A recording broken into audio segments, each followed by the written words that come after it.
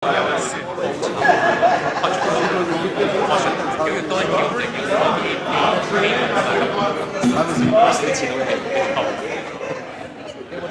non può desayuno, ya Yeah,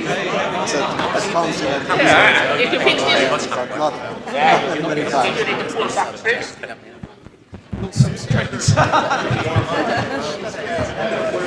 hey.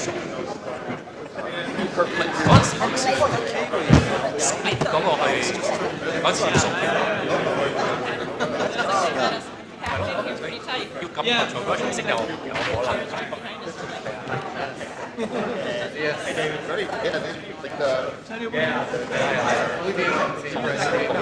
錢有問題，嘅錢同埋嗰樣嘢有問題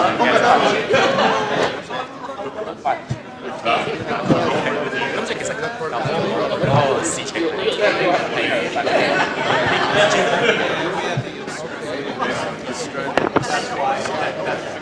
Oh, no, muy bien. 錢我哋都係good pitch here today. Your format here today was very so was there at this what time? So the SPT, your comment on SPT. I like that you like it. I like it. I was hoping that people would relax a bit. I was trying to do what I can Yes, to achieve it. people like that, yes. Yes, see how it's going. 但係你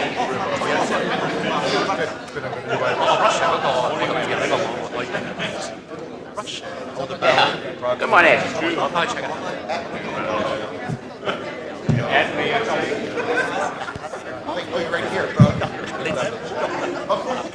呢啲個錯有 application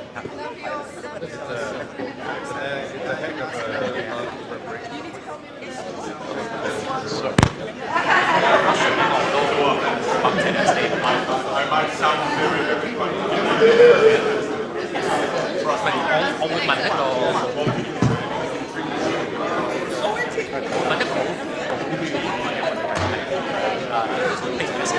我哋政府係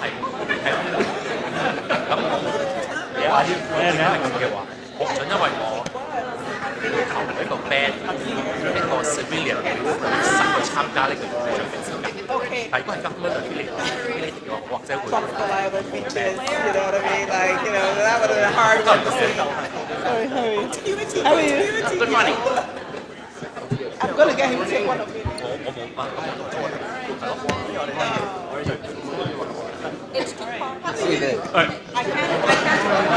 The wiring is all.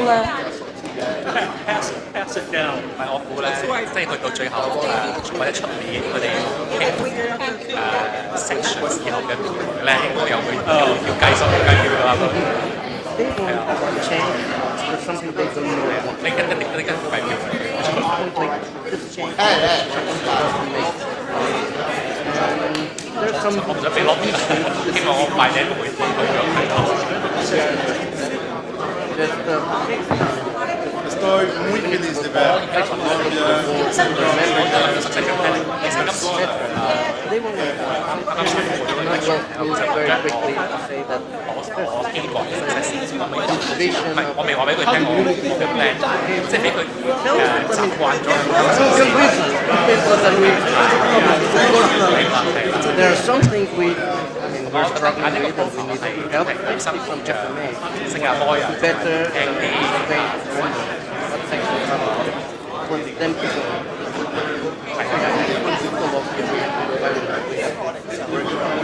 There's good things going on there. We need more visibility in general. And we are working on that. We're working on an ambassador program. 係啊係啊， We can reach to 唔 FMA. 係，但係呢個係雖然係年輕，但係佢嘅自己嘅成績係 We all wish it was more rapid. You find your seat? No, I'm looking for it. Thank you. Great. Thank you. 我有3個嘅 president。 Are you close to mine? Oh, okay. Okay. All right. Are you good?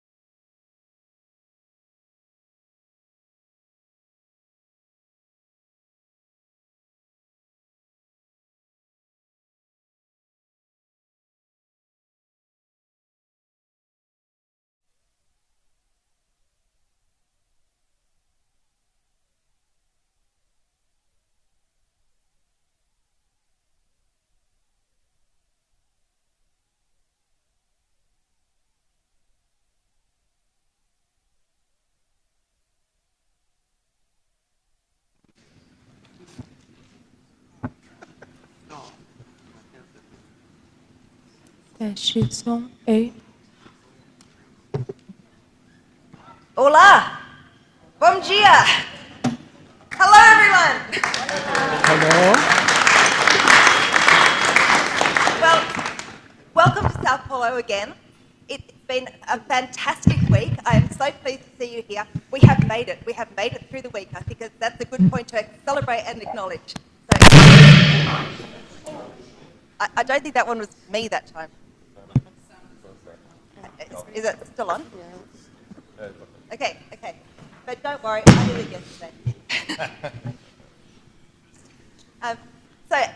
I'm so pleased to be here with you and really looking forward to this council meeting today, and I'm hoping that we have a great meeting, and then I'm looking forward to celebrating with all of you who can make it tonight. So I'm hoping you've all seen this slide before. If you don't know what to do, the QR code, log in, make it in your own language, and we'll go from there. Any problems, see our excellent, helpful staff who are around the room. And now I'd like to do our usual practice of introductions. So you can see up on the screen, I'm Susanna Hinton, I'm your president for the year. And what I'm going to do is pass to my left, and we'll go around the room and then go back and quickly do our introduction. Charles Cowling, immediate past president. Lisa Wade, Caribbean Actuarial Association. Kartina Tahir Thompson, IFOA, UK. Hiroshi Serizawa. Costa Economo, Actuarial Society of South Africa. Toshio Kinigasa from Japanese Society of Statutory Pension Actuaries. Ibrahim Muhanna from Lebanon. Yesterday, Kazim, Nigerian Actuarial Society. Jennifer Gillespie, Society of Actuaries. Pedro Pacheco, Life Section. Abraham Hernández, Instituto dos Atuários Portugueses. José María Gurcia, Central American Association of Actuaries. Gabor Hanak from the Hungarian Actuarial Society. Rodrigo Silva, Asociación Colombiana de Actuarios. Malcolm Campbell from the Swedish Actuarial Society. Régent Bessner, Institut luxembourgeois des actuaires. Preeti Chandrasekhar, Institute of Actuaries of India. Elsa González from Mexico. Rodrigo Ibarra, Ecuadorian Actuarial Association.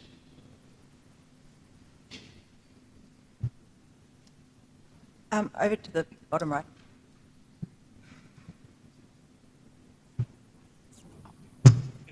Yeah, I'm Jigu Shang from China Association of Actuaries. Marika Goralnik, Estonian Actuarial Society. George Simonidis representing IACA section. Brendan Council, Actuaries Institute, Australia. Harri Kuosmanen, Actuarial Society of Finland. Svetlana Markulevska, Macedonian Actuarial Association. Jacques Tremblay, Canadian Institute of Actuaries. Philippe Demol, Institute of Actuaries in Belgium. Claudina Erasmus, representing the Netherlands. Thomas Béard, Institut des Actuaires. David Sharp, Comprehensive Consulting Actuaries from the U.S. Ed Podlansky, representing the health section. Neil Tego, representing Actuarial Society of Ghana. Mary Hawksford with the Casualty Actuarial Society. Alex Lee, Singapore Actuarial Society. Yongbom Jung from Institute of Actuary of Korea. Alex Wong, Actuarial Society of Hong Kong. Raffaello Marcelloni, representing the Pensions, Benefits and Social Security section. Mukamin Deru, representing the Actuarial Society of Kenya. Mike Lombardi, President-elect. Mathieu Langelier, Executive Director. Thank you. And Anne, I was wondering whether you could help introduce the people online, because I can't see everyone's names. From Paulo Crenca, Italian Society of Actuaries. Thank you. So Wilhelm Schneemeyer representing the German Association of Actuaries. Mohammed Balbaraka, représentant Morocco. Stanislav Vrtunski. Okay, Stanislav Vrtunski, Slovenian Actuarial Association. Shashini Abegramardana. Norway. Oh, sorry. Shashini Abegramardana, representing Actuarial Association of Sri Lanka. Great. Thank you very much, everyone.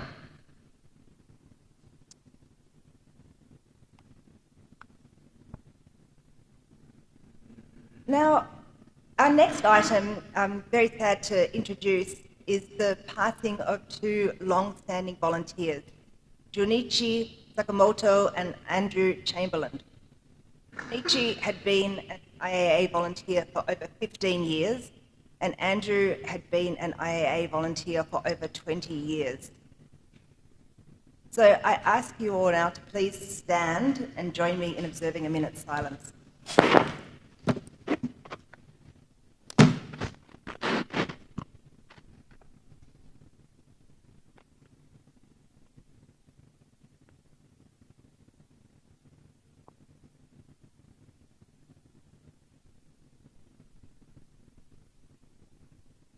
Thank you.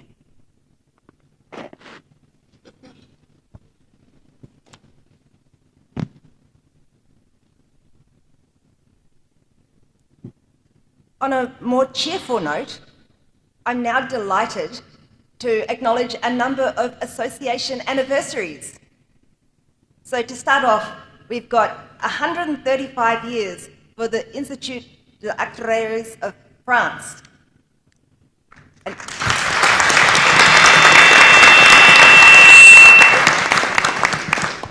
And I'm really sorry, you're going to have to just, I apologise for my poor pronunciations, but I'll try. Then we've got 130 years for the Institut d'Actuaires of Belgium.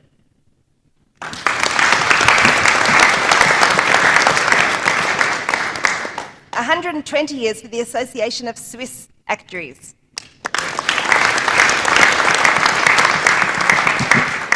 80 years for the Instituto de Actuarios of the Portuguese.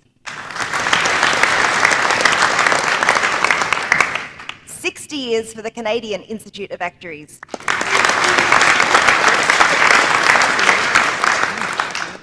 50 years for the Society of Actuaries of Thailand. 30 years for the Asociación Colombia de Actuarios.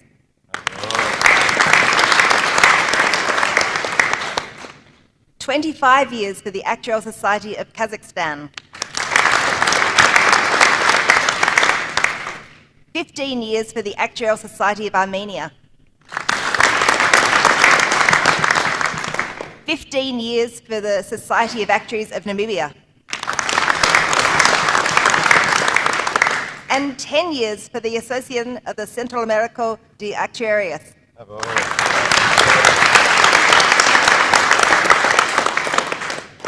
So all of this is absolutely fantastic to see. Now let's move on to some practical details.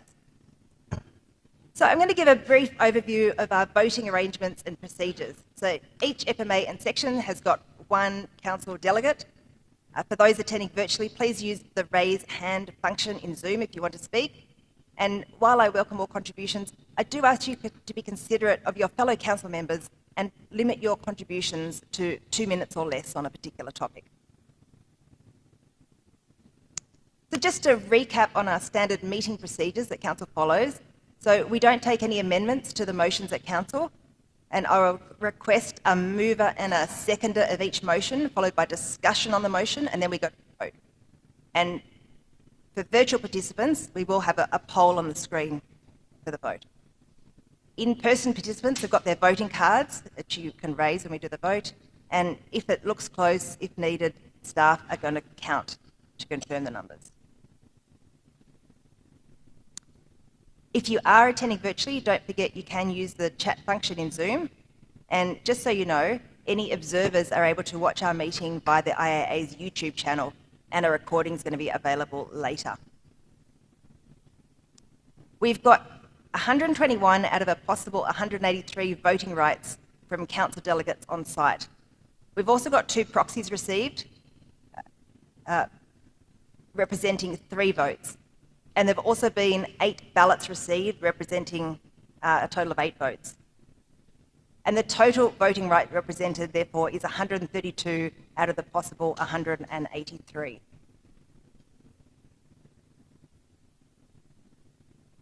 So shown on the slide is a brief summary of today's agenda. And this includes 2 items in the consent agenda, shown there being the previous minutes and the approval of the financial policies, which have just got some minor amendments proposed. Would anyone like me to move the consent agenda items to the main agenda? Okay. So if not, they will be automatically approved when we approve the agenda. So we've now got a motion on the table that Council approves the agenda as presented. So do I have someone who would like to move the motion? Yep. Down the end. At a seconder, Jennifer, thank you. Is there any discussion? Yep. So those in favour, please raise your voting cards or hand online. Okay. Thank you. Any against? So those ones against, just to be sure. No, none against, and any abstaining? Great. The motion is carried.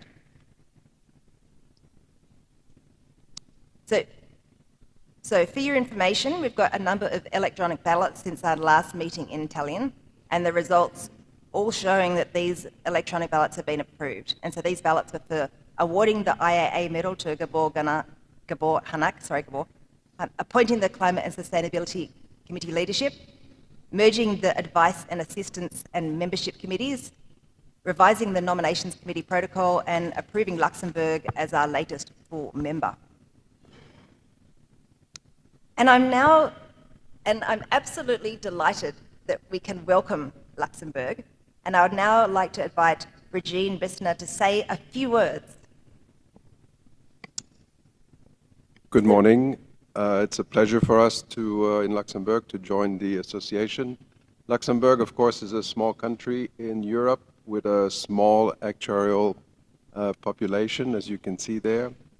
Nonetheless, it's a country that has a very strong financial sector. So a lot of insurance companies operating across are based in Luxembourg.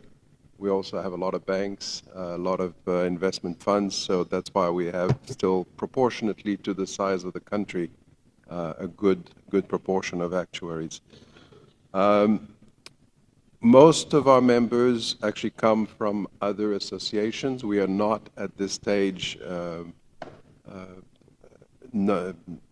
educating actuaries in Luxembourg. This is going to change in the next couple of years as we work currently with the University of Luxembourg to develop a master's program in actuarial science.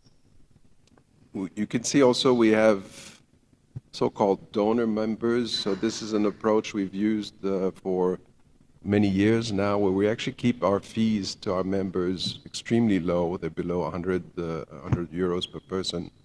And we do get also the different companies that employ actuaries in Luxembourg to contribute to the budget of the association.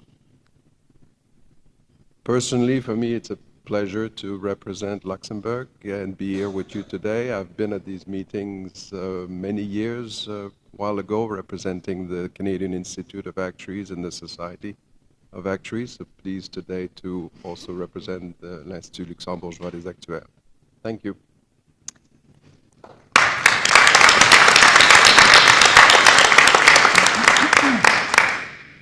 Thank you very much, Regine. So the next item on the agenda is our statutory reports. And the first thing is the report of the President and Executive Committee, and we've got 4 items on this part of the agenda. So our first item is the AI Task Force update. So, Frank.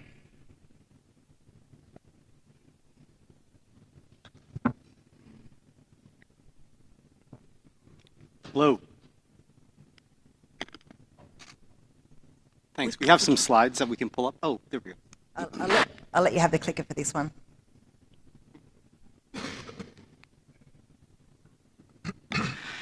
Excellent. I apologize if some of you have already seen this before, but I want to give you a quick overview of the AI Task Force. We've split the work in 2025-2026 into 4 sub-work streams. And these work streams' intent is to adhere and advance the agenda that was stated in the Statement of Intent, which are to advance the competency of the profession, including in AI, promote the role of the actuary, and prepare the IAA as the global voice of the profession. So the 4 work streams are as follows. We have an engagement and foundations work stream to engage actuaries. We're trying to generate interest in AI within the actuarial community. That includes folks who've never used AI to folks who are experts in AI. We have a research and advancement work stream focusing on organizing and surfacing more intermediate knowledge for those who are already familiar with AI. We have a case study and tools work stream working to organize case studies and toolkits which can be used in AI across all topics for actuaries, sort of a toolkit. And then we have the adoption framework, which is to put everything together, evaluate adoption strategies, and give you considerations as you think about adopting AI. These include best practices, professionalism, governance, ethics, as well as practicality. So today we'll go deep into the engagement and foundations work stream. The biggest accomplishment is the AIforActuaries.org website, and I am actually going to take 30 seconds to allow those of you who haven't signed up to go to AIforActuaries.org on your computer or on your cell phone to sign up. For those of you who've already signed up, you can take 30 seconds to browse the site, look for other members. The reason why I think AIforActuaries.org is so important is this is an immediate way for all of us as different societies and institutes, as well as the AI Task Force and the IAA, to come together. This doesn't require a whole bunch of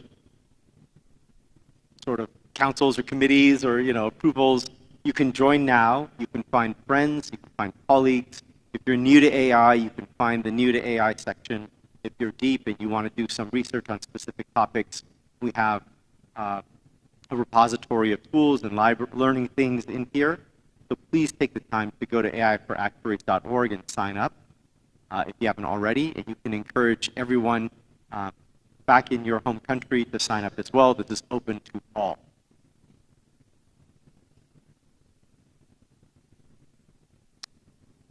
So let me demo parts of the site. First, I want to say it's both a resource library and a discussion forum. There are a lot of resources there. There are presentations, there are books, there are a lot of resources for folks to get started and for folks to deepen their engagement on AI. You can find friends, you can find other, I'm on there, for example. You can find the AI Task Force on there. You can message us. So please do take the time to join up and go online. Great. This is a great example of how we are able to work together. So there's a data analytics virtual forum, and they have done 2 presentations so far on AI.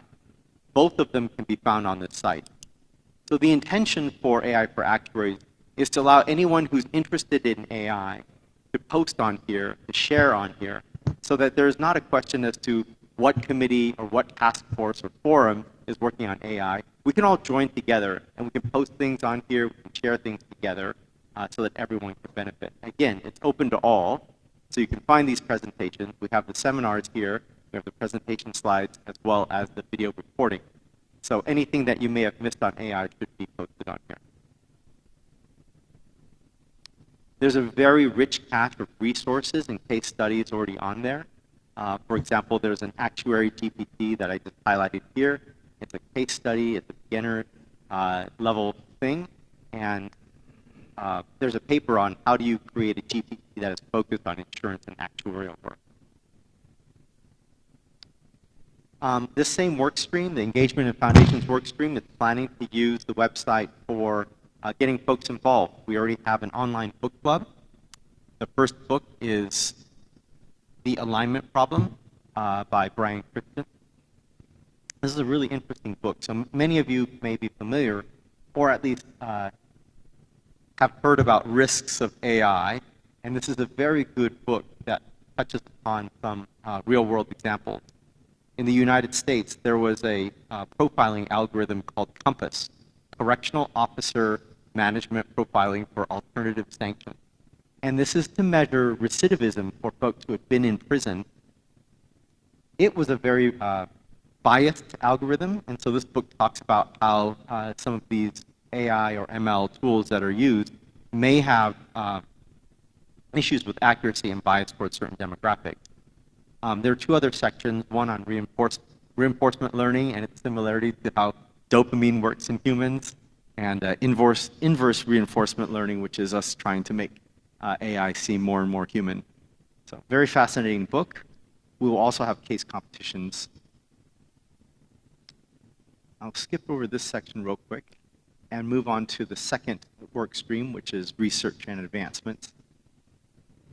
So the research and advancement work stream is both doing research and also advancing the AI-enabled actuary. They have a lot of joint work with all the other work streams. And one of the things that maybe I'll take a moment to talk about, you may ask me, why is it that I have the work stream set up the way I do? What if there's a case study that also is foundational? What if there's a case study that overlaps with research? Which one of these work streams should work on it? And I will give you 4 words: tightly aligned, loosely coupled. And so I've asked my work streams to be tightly aligned in purpose. You saw that we have a statement of intent from the IAA. We are all tightly aligned to achieving that statement of intent. Loosely coupled means we aren't going to fight over who does what. If you imagine a fleet of ships, they are tightly aligned. They're sailing together as a fleet. They're not tightly coupled. If they sail too close together, these ships will crash into each other and everything will fail. They are loosely coupled. So they're sailing in the same direction, but they're loosely coupled. So all of these work streams are working toward the same intent, and they're loosely coupled in that some may be working on other things. They may be working on the same thing, but I've encouraged all of them to realize that we're working for the same purpose and therefore share. So you can see in the research and advancement work stream, there's a lot of joint work with the case studies work stream on organizing a knowledge base in GitHub. They're reviewing a RAG proposal, which is a retrieval augmented generation. This is a type of Gen AI which takes documents, transforms them, and then people can ask questions about those documents. So someone can come up and ask a question, what is the latest development of AI in Belgium? And if there's a document on it, the LLM will retrieve that document, staple it to the question, send it to another large language model, and generate a response for you. So this proposal is being reviewed, I think, next week. There's a joint work with Workstream 4, our adoption framework, on all the deliverables. So there's a bunch of education deliverables that would be discussed in Education Committee. And then as far as advancing the AI-enabled actuary, it's not just making sure that we have AI-enabled actuaries, but that others know about us. Others know that actuaries are able to do AI. So there's a lot of work streams there as well. I'll move on to case studies and tools. So we actually have a repository. We have a GitHub. The URL is there on the screen. I've left it up there because it's short enough that you can type it in. I think it's case sensitive, so make sure you capitalize IAA and AITF. This repository has a whole bunch of case studies that was put together in 2024 from the AITF.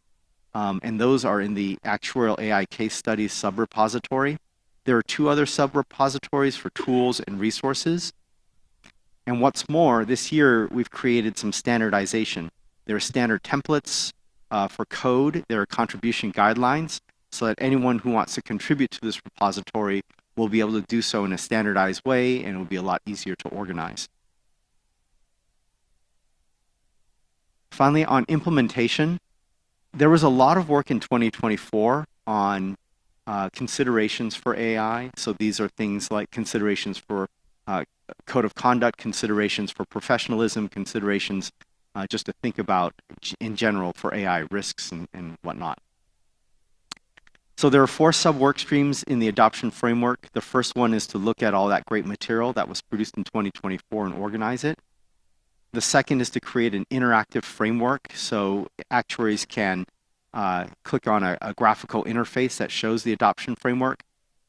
And then there is the 3rd and 4th work streams, which are just getting started on the relevancy and impact of regulations, as well as how do we pass our message to stakeholders. You'll hear some similarity between work stream 3 and 4, but again, we are tightly aligned and loosely coupled. In work stream 1, there are 20 2024 documents from the former work streams of professionalism, governance, and changing role of actuary. The team has split up all these documents for our review, so AITF can review it. These documents have gone to the Education Committee, the Professionalism Committee, and the Regulation Committee to review, and they will be published once they've gone through the IA review process. On the interactive framework, I just want to show a quick graphic. You can see that they're working on something that shows the AI process, but also how our, as we navigate implementation for AI, how each one of these parts of the process have different considerations. So we can click on it and have a nice graphical interface for learning about and interacting with these considerations. And then regulation and stakeholder engagement will follow once we've got all the papers organized and the interactive framework up and going. That's it. We do have a tracker. We have an Excel spreadsheet that we use to understand all the parts of the different sub-work streams and progress and when those things should be completed. I just thought I would flash it on the screen so you can see if you really wanted the details for all this. And with that, I'll open for questions.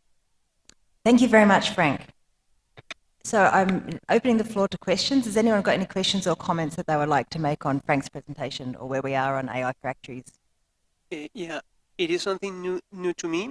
I would like to know if you have measured the engagement on this platform. Thank you. How many people are there from which the actuarial societies, etc.? Thanks. Was the question about reach and engagement? Yeah. Sorry, can you speak in the mic a little more? Just could you say your question a bit louder into the microphone? You've got to be really, really close. Okay. That's have you measured the engagement in this platform? We have, I want to say, around 400 members now. I think 30 joined on Saturday, so we're beginning to reach critical mass. I do see more and more posts on there. Does that answer your question? Yes. Thank you. Any other questions or comments? Yep. Katina. Thank you. I just want to say great work to the team, and it's really useful. I've used the app, and I'm going to continue to use the app, and it's really good for everyone. So thank you to the team, and great work. Thank you. Yeah, thank you. Okay, I'm not. Oh, great, Makami. Yeah, so thank you so much, Frank. My question is just about consolidation of effort with the other associations. So like at the IFOA, I think we have an AI workforce. I know Ronald Richmond is doing something at ASA. So is this like a good high-level consolidation where like it's the right place to start?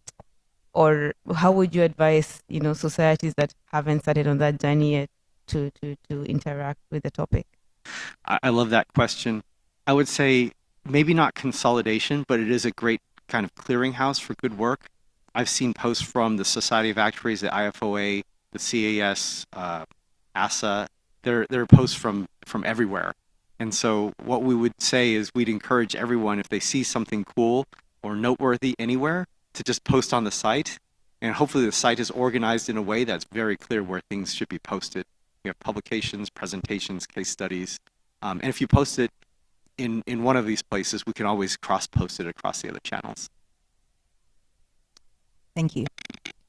Anything else? Nope, I'm not seeing anything more, so otherwise, thank you so much, Frank, to you and to the whole of the task force this year and last year. It is absolutely great to see. It's really, really inspiring to see us out in the world, and I really look forward to seeing this being a continued success. Thank you. Thank you, everyone.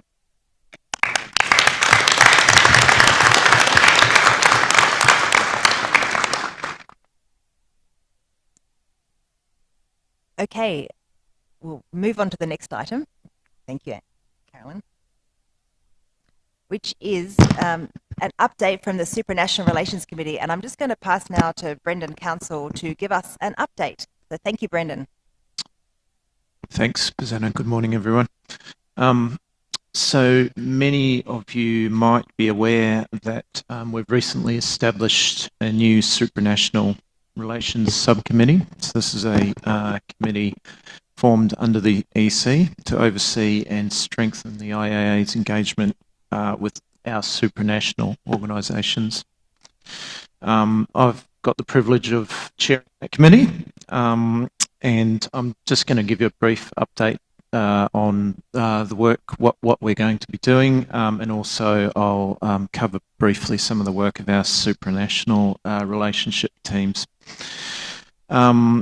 So we're a small committee. Our role is to ensure that the relationships, our supranational relationships, align closely with the IAA's strategic objectives. I'll quickly acknowledge the members of the Supranational Relationships Subcommittee, the SRS. So they are Marika, who's our Vice Chair. We've got Ed Podlowski, who's our EC Liaison. And we have Rodrigo Ibarra, also not here today, Asaya Billing and Alexander Dolhoff. So we've got a fairly experienced team who have been involved with our supranational, some of our supranational organisations. So it's very happy to have that team on board. We're very lucky to have a new staff member, Irfan Yar. So for those of you who haven't met Irfan, he's just sitting behind me. He will support our supranational coordination. Irfan, just a very quick piece about Irfan. He's an experienced international affairs professional with a background in UN multilateral coordination, executive support, and global stakeholder engagement. So very strong addition to the IAA team. So I think with Irfan and the team, we're pretty well positioned to broaden and deepen our engagement with global partners moving forward. As we've got some information up on the slide there, the subcommittee's key functions will include reviewing the tiers and our prioritisation of supranational partners, managing our MOUs that are in place, and supporting the relationship managers and their teams with their interactions with supra organisations, as well as coordinating and supporting the coordination of the IAA's presence at major supranational events. We'll meet twice a year in person, and we'll have virtual coordination as needed. And as I mentioned previously, we report to the EC and will serve as a sort of a central oversight body for all of our supranational engagement. So on behalf of the subcommittee, I'd like to just quickly thank all our dedicated relationship managers for their continued efforts and ongoing coordination.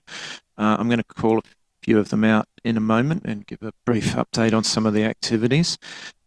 For those of you who would like more detail on this, we have got a 6-month report to the end of March 2025, which is available on the IAA's website. If you would like to see some more of the detail on our supranational activities. We're currently engaged with 6 Tier 1 organisations. They are, for those that are not aware, the Access to Insurance Initiative, the IFRS Foundation, the IAIS, the OECD, the International Social Security Association and the Sustainable Insurance Forum. We also maintain a number of Tier 2 relationships with organisations such as the International Labour Organisation, the International Federation of Accountants, the International Public Sector Accounting Standards Board, and others. So most of our Tier 1 relationships are formalised through memorandums of understanding, and we're currently reviewing some of the prioritisation of our supra relationships. In particular, we're liaising with the recently established Climate and Sustainability Committee to coordinate activity with supras that fall in their sphere of influence. So I'll give just a brief update on some of the work of our Tier 1 supranational relationship management teams. So in summary, our engagement has remained active and impactful. We've had participation in a number of public consultations, global forums, working groups, and the development of joint papers. So just a few that I will call out. We've had IFRS Foundation, so thank you to Simon Curtis, who's been leading the discussions with them. The IFRS Foundation, which incorporates the IASB and the ISSB, is undergoing some internal restructuring at the moment, and the discussions have been focused on how we can continue to work with them through their period of internal change. The IAA and IAIS have an annual high-level meeting, so that was held last November. The next is planned for June, and we'll have a number of attendees at that. Bazana, Nick Dexter, and Norma Rosas will participate. We've responded to consultations on climate risk and AI with the IAIS, so been pretty active, and Nick represented the IAA at the CIF Global Summit in Dublin last year. We're also engaging with the ISSA, the International Social Security Association, so Bazana, Asia Billing, and Raffaello Masoloni in particular will represent the IAA at the World Social Security Forum later this year in Kuala Lumpur, Malaysia. Jason Malone and his team are working quite closely with the OECD on a couple of projects on ESG and they're also exploring collaboration on global health sustainability. And the Access to Insurance Initiative is also an interesting one. For those that are not aware, that will close down in later this year in June. So we're working actively with them to preserve actuarial training materials, and we're in talks with the IAIS and local regulators to shift some of our capacity building efforts to a new format from that supranational.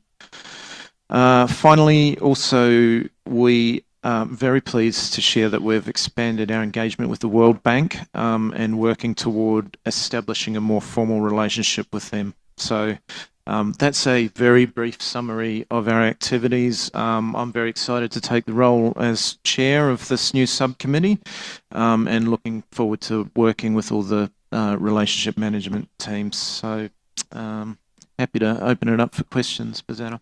Yeah, great. Thank you very much, Brendan. And I'm really excited by this committee. It's absolutely aligned with our impact aim, which we'll get to later. And I know the committee is working hard and got off to a great start. So now I'm going to open the floor to any questions or comments about the activities of this committee? Great, Thomas. Just to, I would have only one question, which is more a request. So to better work all together, it would be for me very, very great if we could have a one-pager from the tier 1 supranational that we are following about what has been done and what will be done, or what we wish to do in the next year. So something that we could be delivered to us. I don't know at which frequency, each council or once a year, depending on what we want, but I think it would be better for our engagement just to all of us know exactly what's going on. On the tier, I think tier 1 is enough. That's a great suggestion, and I'll leave that with the Supranational Relations Committee to work out with the relationship managers. Yeah, that's fine. We can look at that. Yep. Lisa. So we do have an increasing number of our member associations being from the developing world. So I was wondering if within your reclassification or examination of the tier structure, if you're going to target any of the supras that work more heavily in the developing world to expose them to some of the work being done by actuaries, as well as how they could perhaps integrate actuaries into their decision-making processes, as we're doing so much exciting work in terms of things like climate change and AI, etc.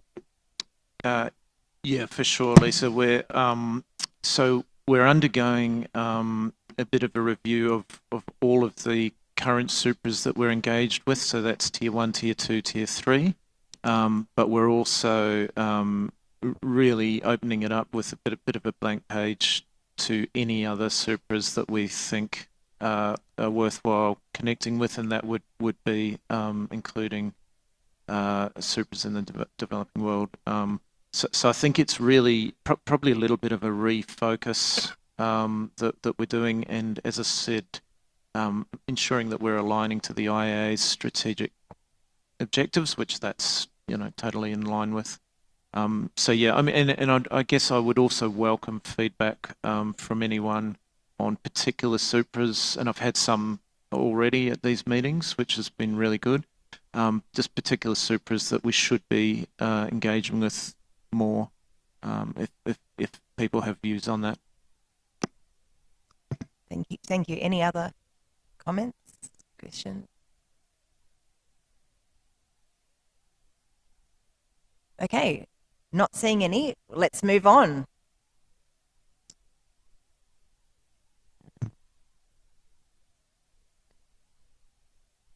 When I can.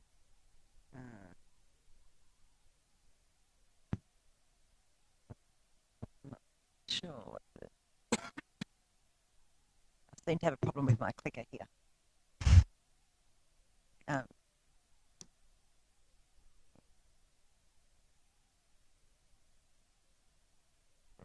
Okay, good, done. Ooh. Okay, I don't know what that screensaver was. Anyway, the next item on the agenda is the volunteer code of conduct. Again, we'll get there soon.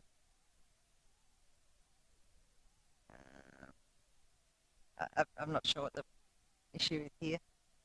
Maybe some technical person can assist.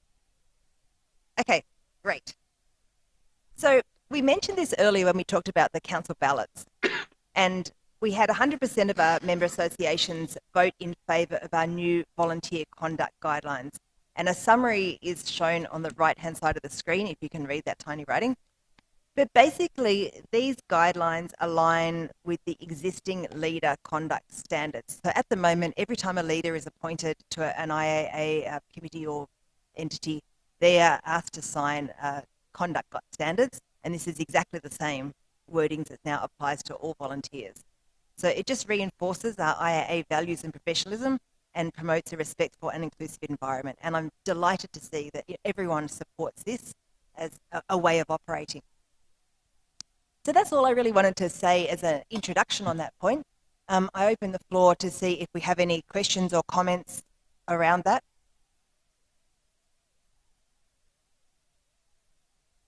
Okay. Not seeing any, we can move on. So I'm wondering whether I'm still going to have problems with this clicker. It was working so well at the beginning of the meeting. I don't know. I don't know what yeah, maybe I broke it. I don't know what I did. Maybe the batteries ran out or something. I don't know. And anyway, could someone on the computer actually manually move us to the next slide? Okay.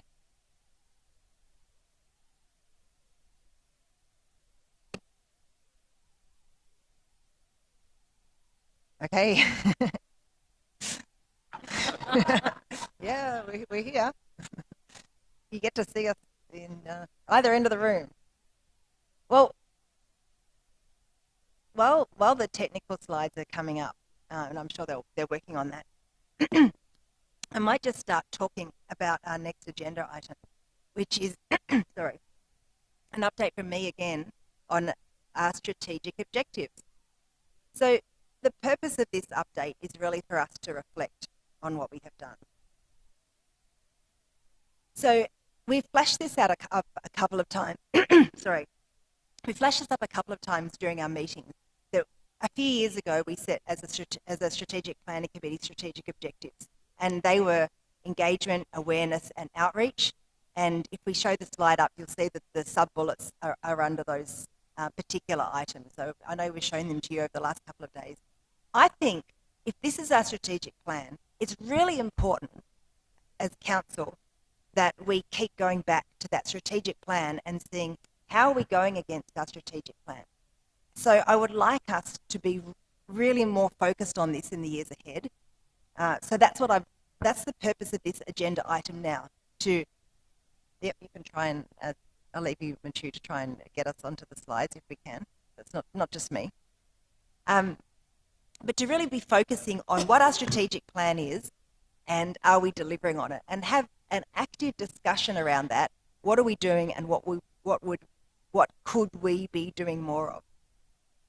So the first item that we talk about is engagement, and the engagement item is together we achieve more. And I'll just quickly read out to you the sub-bullets under that member associations place high value on IAA participation, that volunteers feel motivated to contribute to IAA initiatives, and we have an increase in early career and diverse volunteers.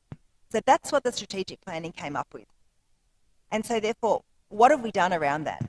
And I've just put down a few items here that we have done. It's certainly not exhaustive. There are other items that are underway, but here are some of the things that we have done in that kind of space.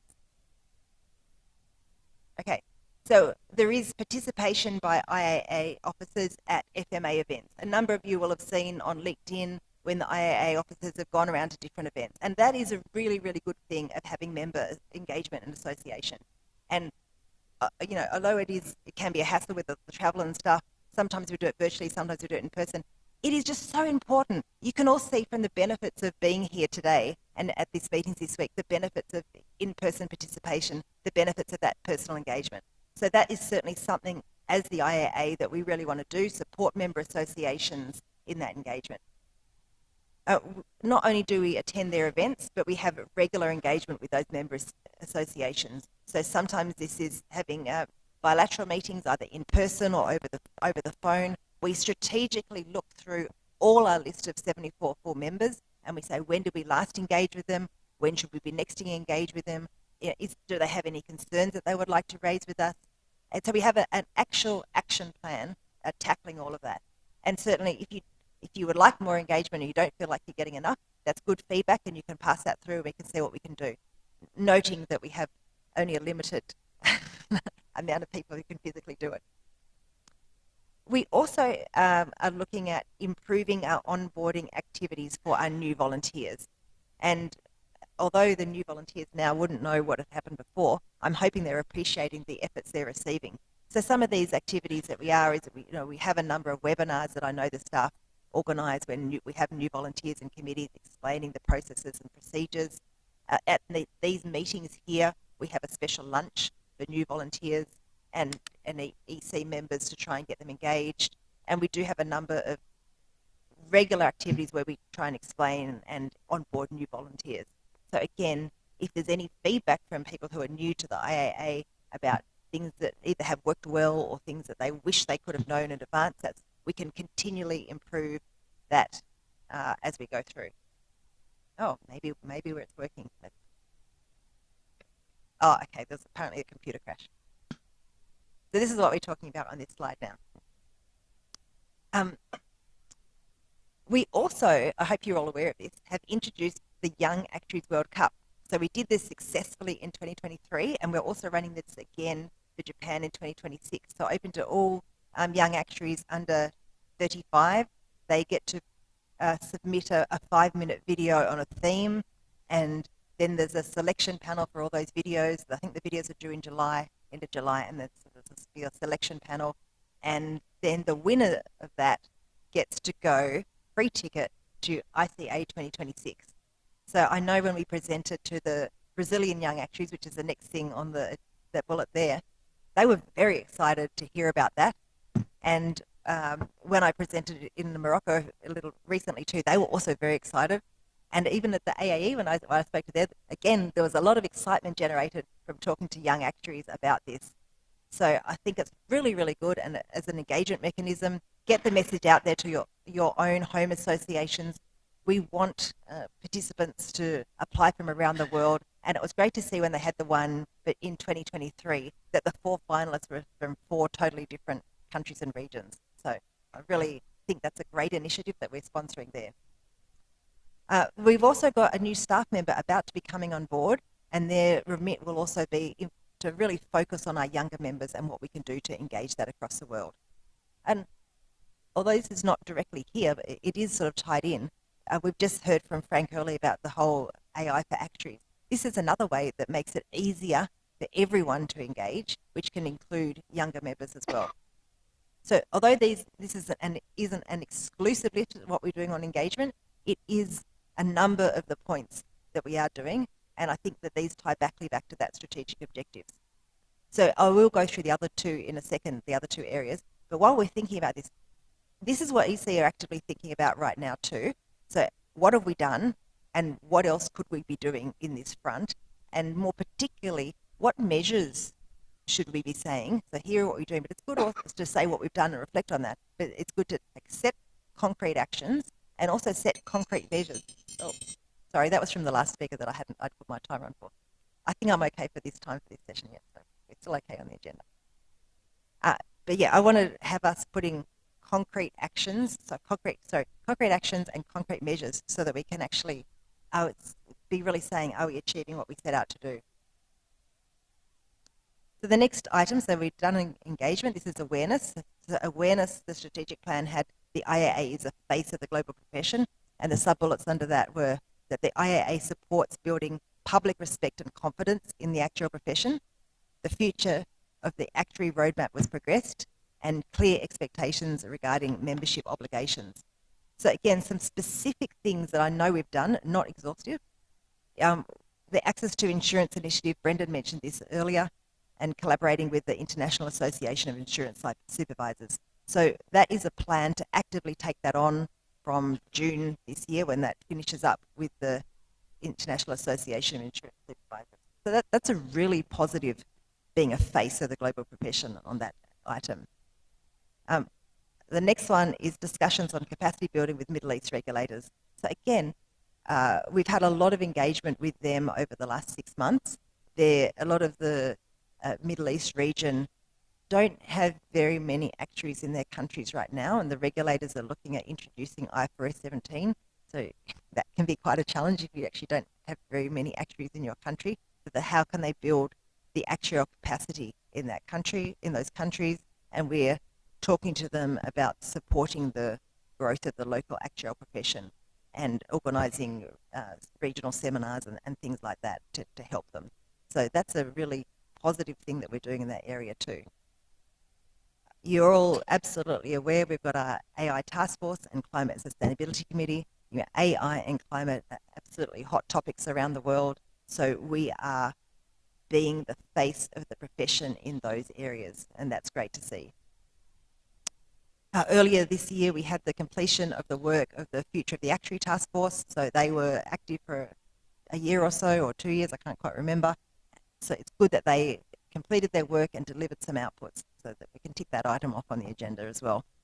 And the last bullet there, again, being the face clear expectations regarding membership obligations. You've all approved those conduct guidelines that we talked about just a short minute ago. So the third part of our strategic objectives was outreach. So the IAA is not only the voice, but the face of the global profession. So support relationship management with key stakeholders, effective communication yielding actions, and the IAA is a proactive and externally focused organisation.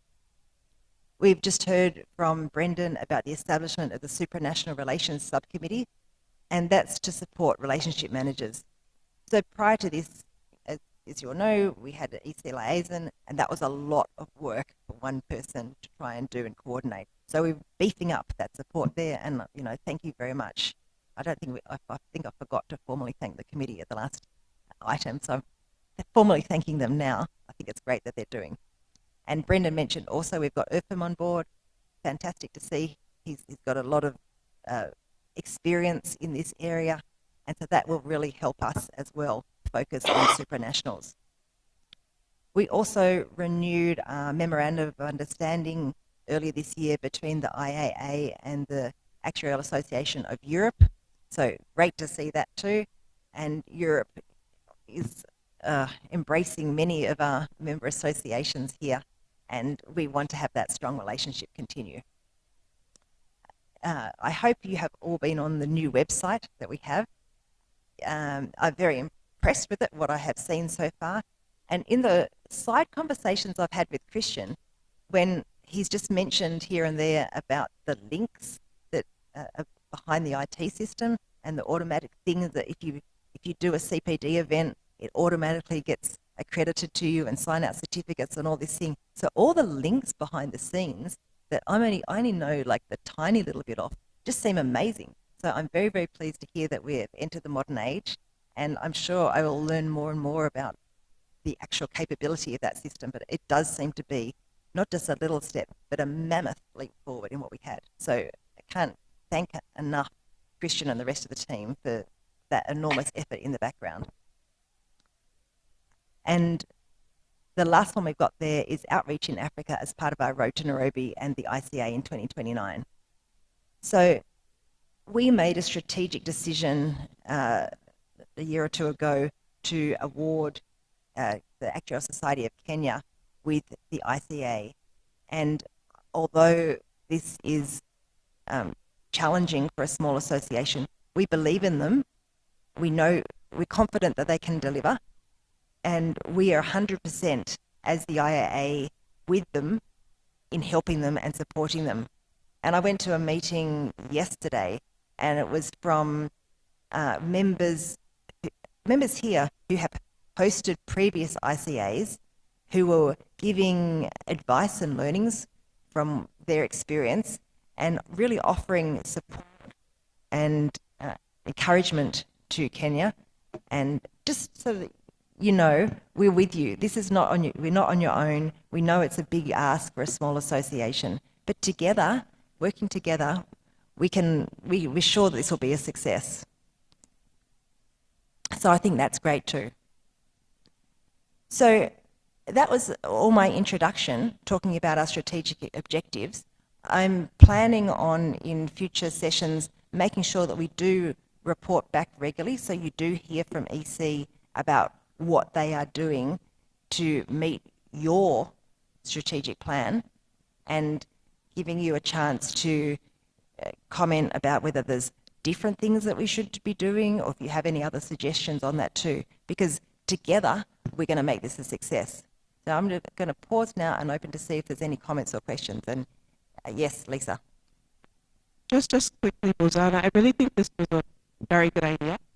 I think it's great that you were, kind of like giving us a report scorecard here.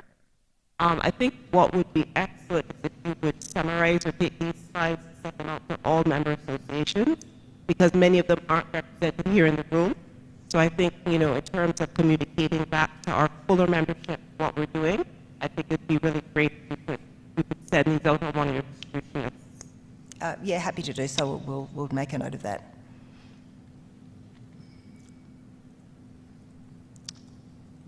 Anything else anyone would like to say?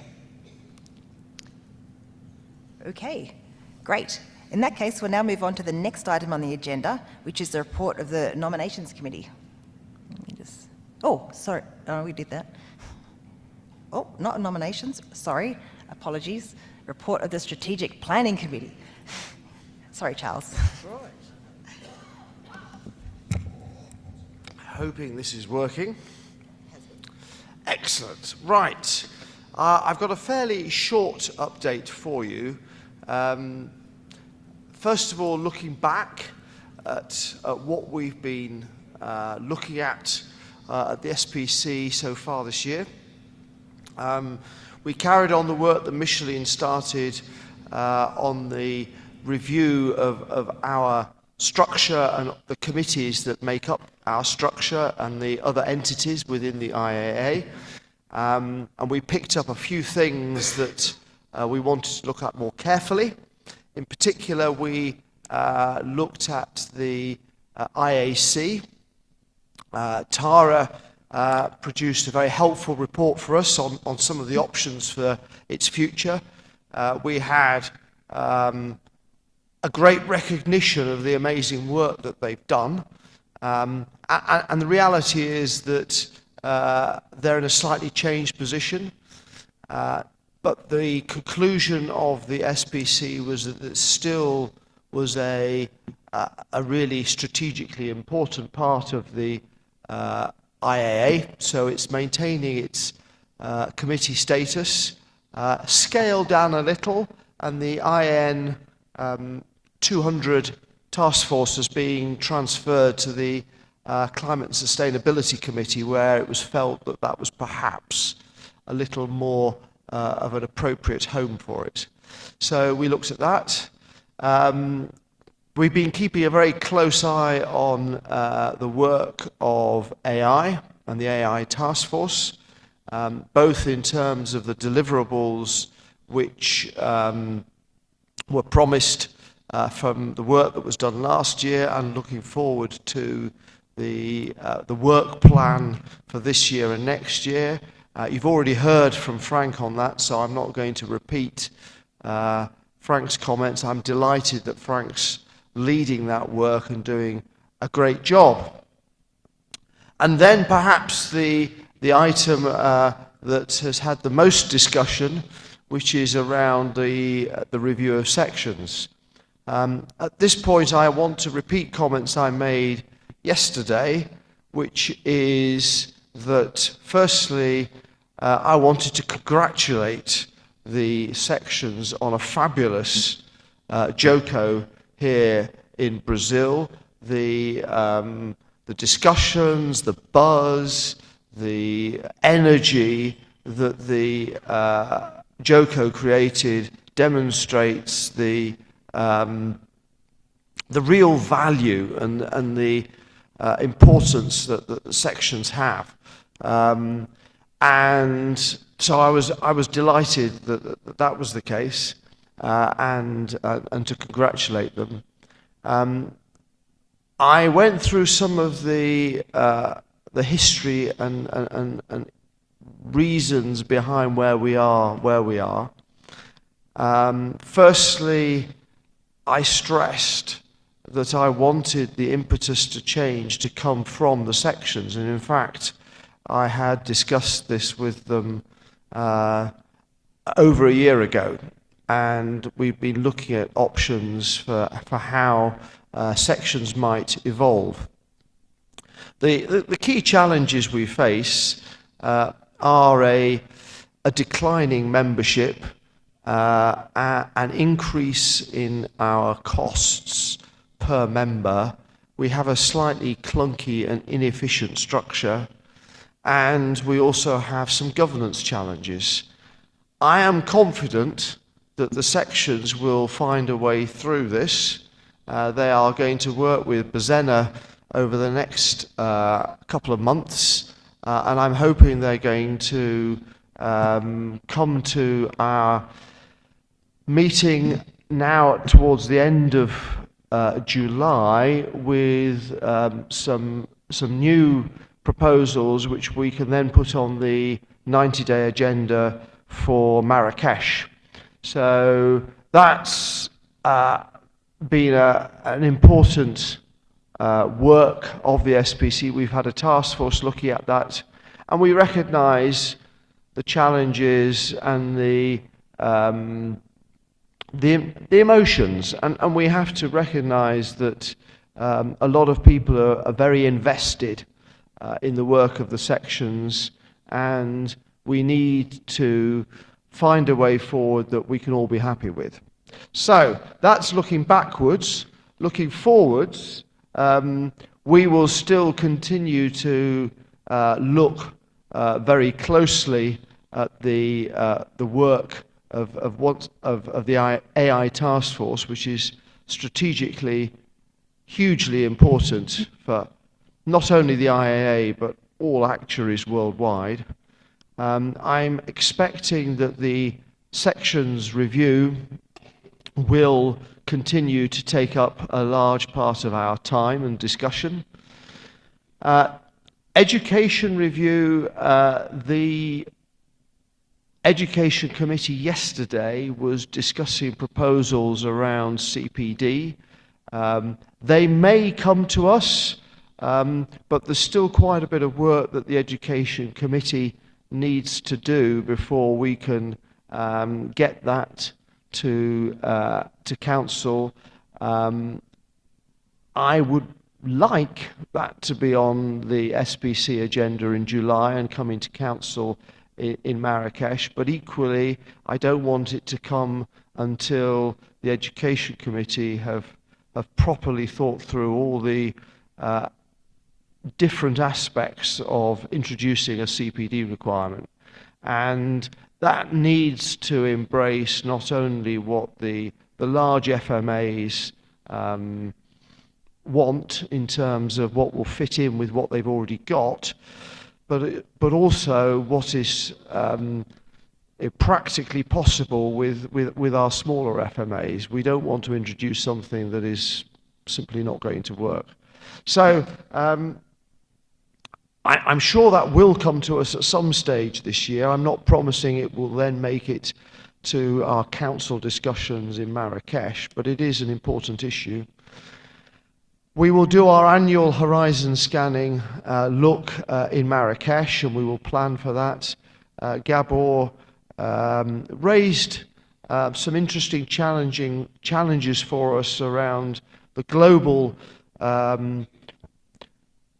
environment in which we're operating in, which is subject to more risk and change and an upset than perhaps has been the case in previous years. And we should not, our horizon scanning should not limit ourselves to actuarial issues, but should be alive to some of the political challenges that are around.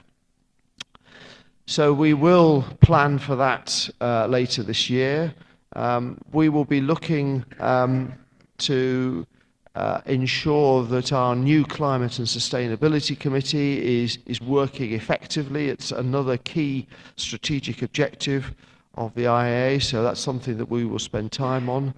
We will have our annual look at the finances and budgets of the IAA and check that FMAs are happy with the direction of travel. And we will also be coming back to, and this comes out of the committee review, the progress on forums. Michiel has kicked off, had a very successful meeting of the Advanced Committee with a workshop, and we will be seeing how the plans that he is producing will develop, and I'm very hopeful that we will see some really good progress there. There are lots of different challenges around how we prioritize what is most important for us to focus on and how we ensure that the different parts of the IAA work together. And Michiel has some very impressive, complicated charts trying to pull all this together. So I'm looking forward to hearing further how that's working. And then towards the end of the year, we will look back at what's worked and what perhaps we still need to get better at, and we will start planning for next year. So that's our plans for the rest of this year. So I'm happy to take questions either on what we've been doing or what we're planning to do over the next part of this year. Thank you. Okay, thank you, Charles. Are there any questions or comments for Charles on his report?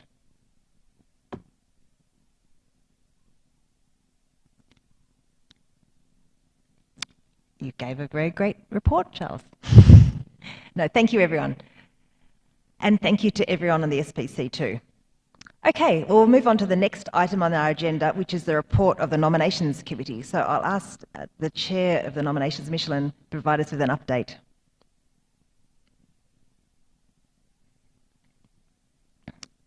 Carolyn, you can give that one little press too as you're running. Oh, you can give it. Yep, great, thanks.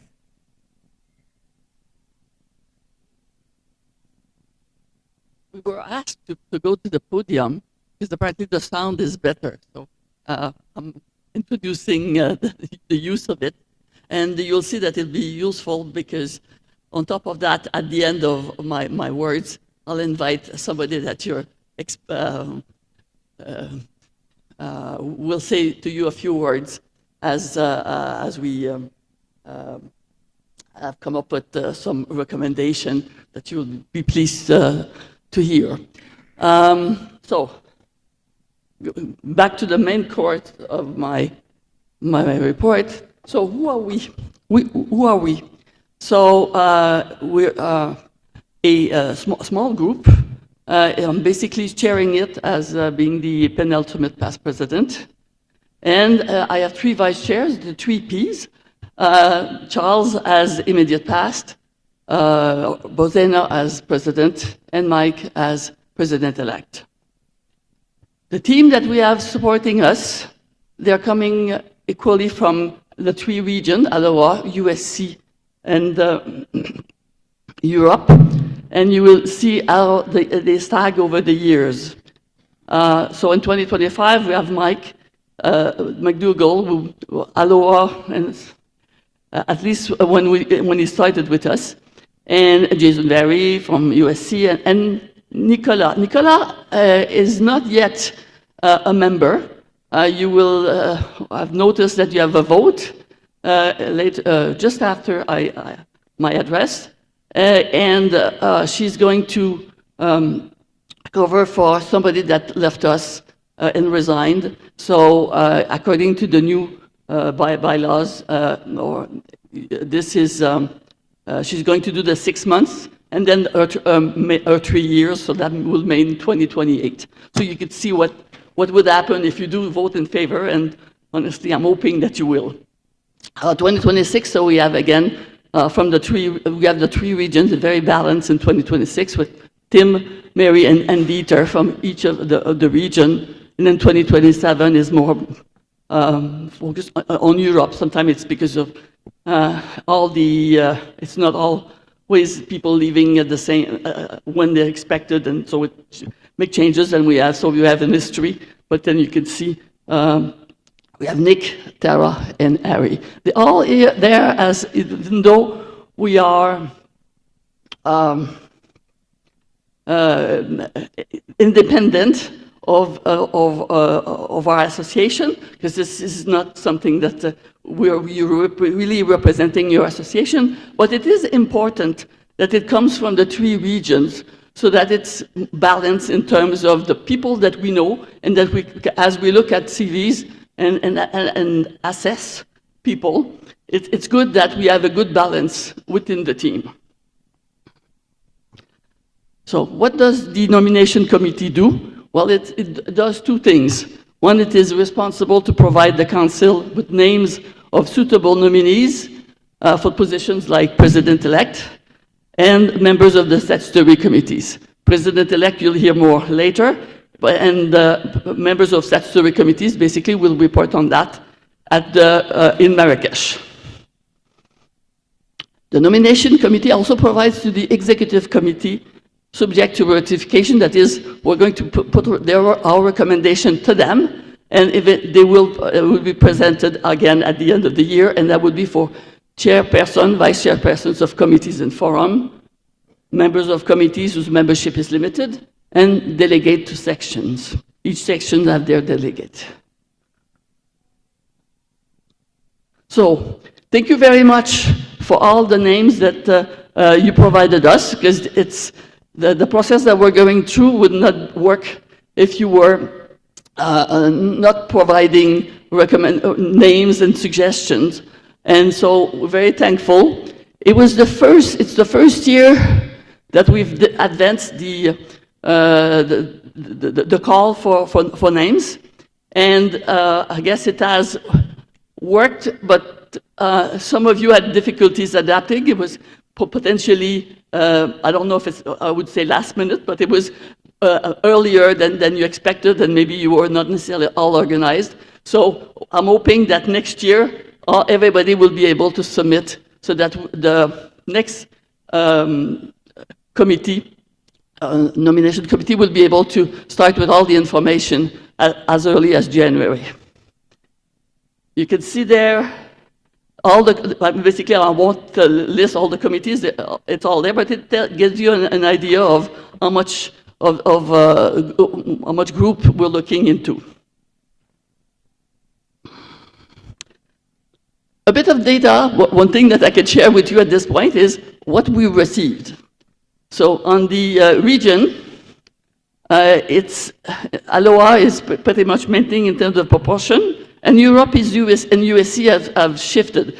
It was USC that I was more on the 20th something, and then Europe more on the 30th. And so it's sometimes the shift in the region also depends on, because we are very mindful of when we look at the membership of a committee to get a distribution. And depending on who's rotating, there may be more interest on one region to the other. So that may be due to this. On the tier 1, this time we have half of the tier 3 in terms of percentage. So I guess I would encourage tier 3, that is a smaller association, for next year.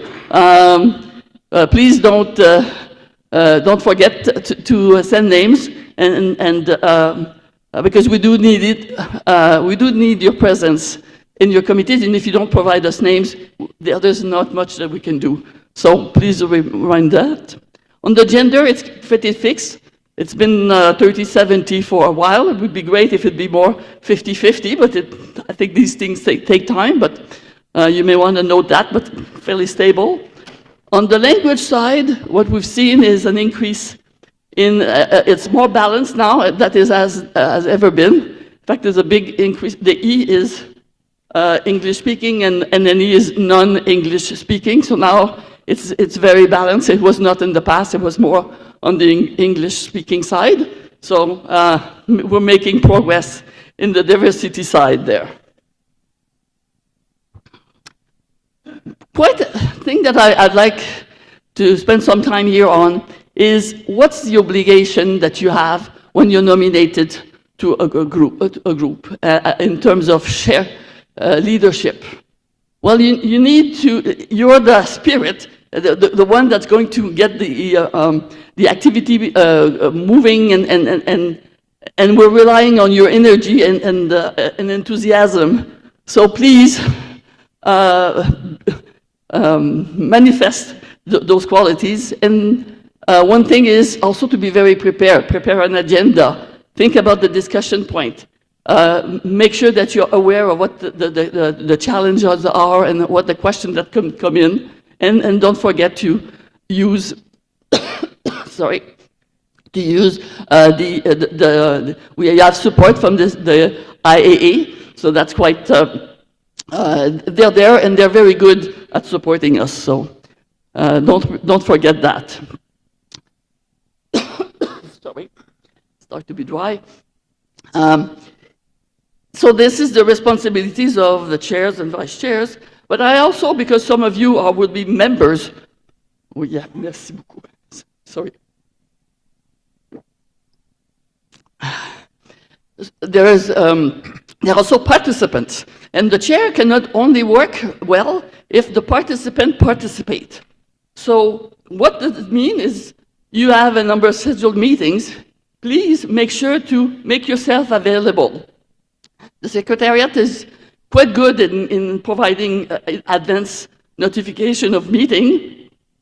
Make this a serious appointment that you will respect. Between the meetings,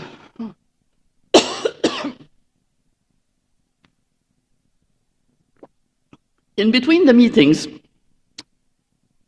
read for the next meeting. If they ask, they want to create a task force, raise your hand. If there's a vote, do vote. I mean, participate. There is not just the meetings, there is what all in between, and it's more effective too if we sometimes do the work in small groups. So, and it helps everybody to move forward.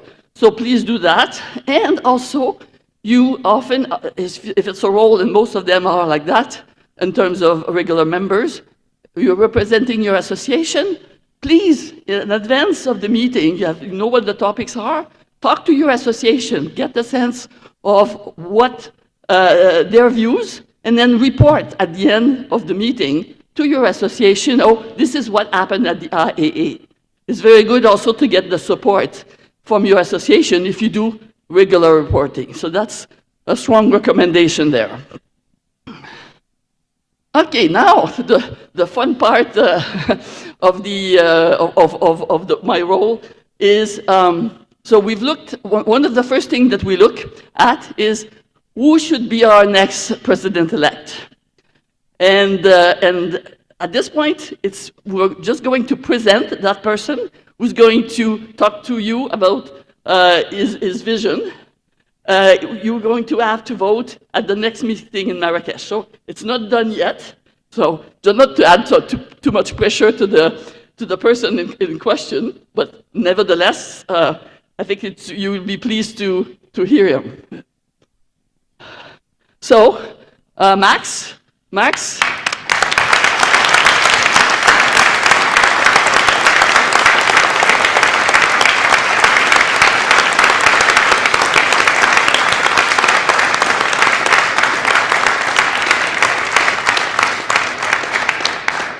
you may want to come to the podium because one of the reasons it's there is for you. So a bit of history in terms of what you've done with the IAA. So member of the Strategic Planning Committee in the last few years, vice chair of the Insurance Accounting Committee for 3 years, and then member from that committee for, 8 years. So, and you can see also his involvement in the industry, and I will leave it to that. And the mic is yours. Thank you very much, Micheline. Yeah, thank you, everybody, and also my dedicated thanks to the nomination committee, to that leap of faith that you put into my person, that I'm the person who is going to develop, together with you, the IIA even further in the future.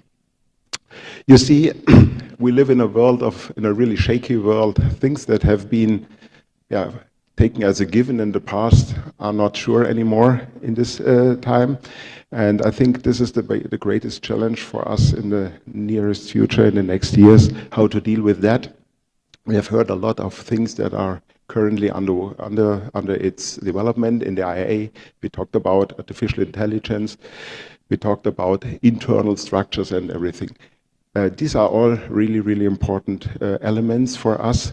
And what is really relevant for our profession from our point of view is that we provide value to the outside world. And I think this will be the most important thing in the future. It was always important in the past, and it is important now, but it will be even more important in the future, because the orientation we can give as insurance, the security that we can provide in the insurance industry as actuaries, based on mathematical rules is something which is not subject to political discussions in the end. And having here a good contribution to the outside world will make us successful regardless what happens in politics all over the place. That is my thinking and my what I have in mind when taking this position. Yeah, so after 14 years in IAA now, I'm really proud that you have come to the conclusion that I should be the person going forward. Thank you very much for this, and I'm looking forward to working together with all of you. Thank you.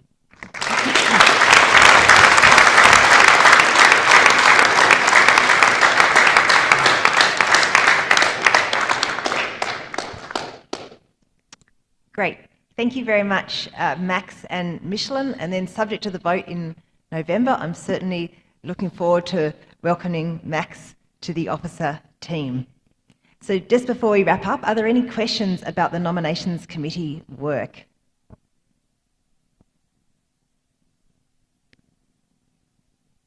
Okay, I'm not seeing any. So in that case, let's move on, thank you, to our next agenda item, which is the Finance and Administration Committee. So please, Marius, if you want to come up. Oh, is it?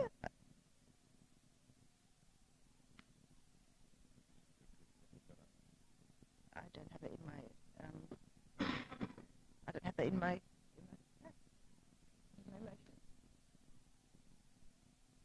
okay. Yep. So we don't have that a slide for that, but Marius, I'll just pause you for 1 second before we go on. There is actually one thing that we do need to do from the nominations committee, and I'd really like to thank Lisa for pointing this out to me. We do have a motion to approve the additional early appointment to the executive committee of Nicola Barrett. Thanks, sorry. Nominations committee of Nicola. And so that is the motion on the table. Can I have someone to move the motion? Lisa, thank you. And someone to second? Katina, yes. And Machu will read the exact words. Perfect. Sorry about that. Apparently we're missing one slide out of 187 slides or something like that. So the motion is that on recommendation of the nomination committee, Council-elect Nicola Barrett to fill in the off-cycle nomination committee vacancy as presented. Thank you very much. And I'll accept the mover Lisa, and seconder. And so now I'm calling for any discussion on the motion. Okay, I'm not seeing any discussion. So now, would those in favour please raise your cards or vote online? Looks very comprehensive. Thank you. Anyone against, please raise. I'm not seeing anything. Anyone abstaining? I don't see anything. Great. The motion is carried. Okay, thank you very much, and appreciate that little bit of assistance on the side there. Now we can move on to the report of the Finance and Admin Committee. Marius, thank you very much. Thank you, Buzina. So that's the Audit and Finance Committee, not Admin Committee. Oh, I'm not going very well today, sorry. But thank you for correcting me. I'm so pleased that I've got a team of people helping me with all these little bits. Yeah, thank you very much. Let me just see. Okay, first of all, thank you very much, everybody. I'm just going to briefly click work plan for 2025. The first item there is the risk register. So that is one of our main items. We can look at that at every meeting because risk is very important to us. Of course, we've got to mitigate all the risks. We had a very good discussion yesterday with various people. So the Audit and Finance is the main owner of the risk register, but EC, nominations, and SPC plays a very big role. And we've had feedback from them yesterday. Thank you for attending our meeting. Everything is going well. All the risks are being mitigated, and we're happy with that. Then also every year we look at financial policies. So this year for review, the policies will be investment policy, operating reserve policy, and the dinner co-payment policy. In total, we have about 8 or 9 finance policies which we look at on a regular basis. Then every meeting we have feedback from our investment managers, which is Fiera. We had feedback from them yesterday. I think when they presented, it was like midnight or something in Canada. So they were happy to stay up for us. Everything is going well with our investments. It is fairly conservatively invested, and Matthew just sent a message to say that CIA has invested, used the same managers, and they equally conservative, and that served us well in the last volatile period. We also look at the reserve ratios, which is one of our roles, and I will report on that later. I've got a slide on the reserve ratios of the various parts of the IAA. And then also this year, our auditor's term come to an end. So we'll have an RFP, we'll have to appoint new auditors, and that will come to council in November. So looking at the audited financial statements itself, this was sent to all of you in advance of these meetings. So there are 3 sets. The one being IAA, which include the sections. Then we've got the IAA services, where all the expenses, or most of the expenses and revenue occurs. And then for purpose of this meeting also, we use a consolidated statements. That is really useful for comparisons with previous years and to see an overall picture of the IAA. So we've had another successful year. I mean, basically our expenses and revenues are on track and on target and in terms of budget. And of course, we are financially sound as well. So we've got some surpluses. Most of the increase in surpluses, which you would have seen in the financial statements, comes from investment returns, investment performance. So after the 500 million increase in assets, about 90% of that is because of investments. Look at the financial statements further on so you'll see that the assets increased by about 500,000. That is largely because of prepaid expenses. So different hotels have different policies in terms of when we pay them. That goes up from 109,000 to 553,000. And to some extent is offset by accounts payable and accrued expenses that went up from 161 to 391,000. As I said, the surpluses increased by 500,000, and that is mostly because of investments.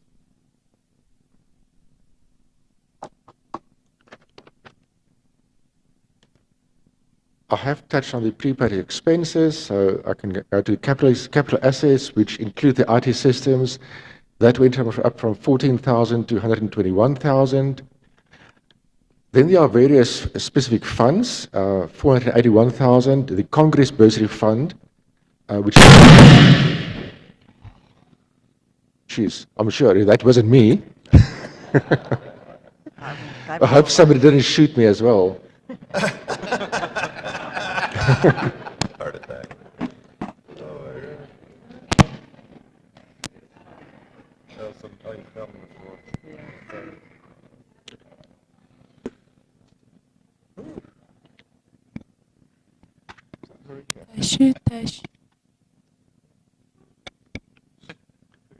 Okay. You okay, Marius? Yeah, I'm You're fine, alive? thank you. I'm just checking.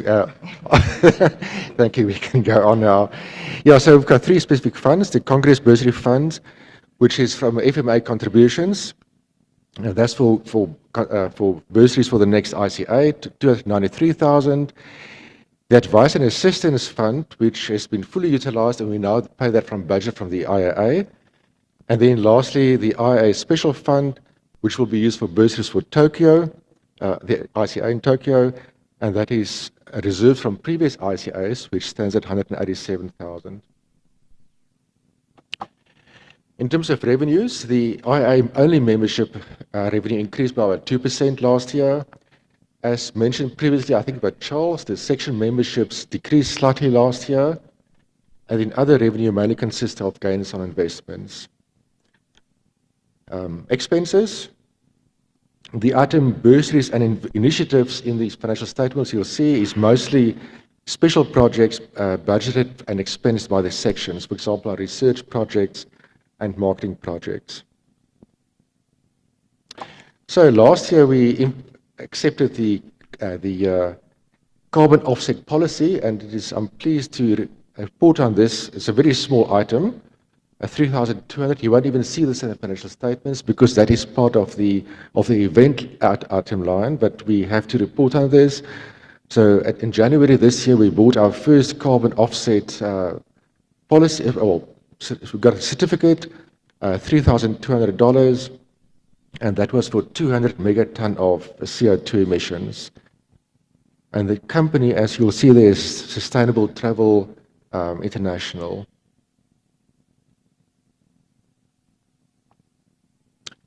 In terms of support staff expenses, that's largely on budget. The office and overhead expenses are a bit higher, and that is because we had a book write-off. So in the past, you know that we have various books that we sold, but that's been sitting on our asset register for very long, and we decided to write that off. So we still have the books, of course, but it's valued at $0. And also we had introduced last year a new IT system, so there's some just to mitigate the risk of something going wrong there. So we're paying parallel subscriptions to two services there. And the office move also happened last year. Office space expenses been reduced by moving to small offices, which is great. Event costs, which is one of our biggest costs, that's in line with budget. And there's an item in the financials called engagement and representation, and that is really advanced cost for the AI Summit in Singapore last year. I said earlier, I'll show you the reserve ratios. So on this slide, you'll see that the reserve for the IAA excluding sections is 112%. And then the various sections are listed, AFIR, ASTIN, and so on. And in total, the reserve ratio is 172%. That is certainly on the high side, and that is something which the SPC will be looking at together with us, and everybody must be looking at that. It is a bit of a concern, but we will be working towards getting that lower than 100. Our target is between 75% and 100%.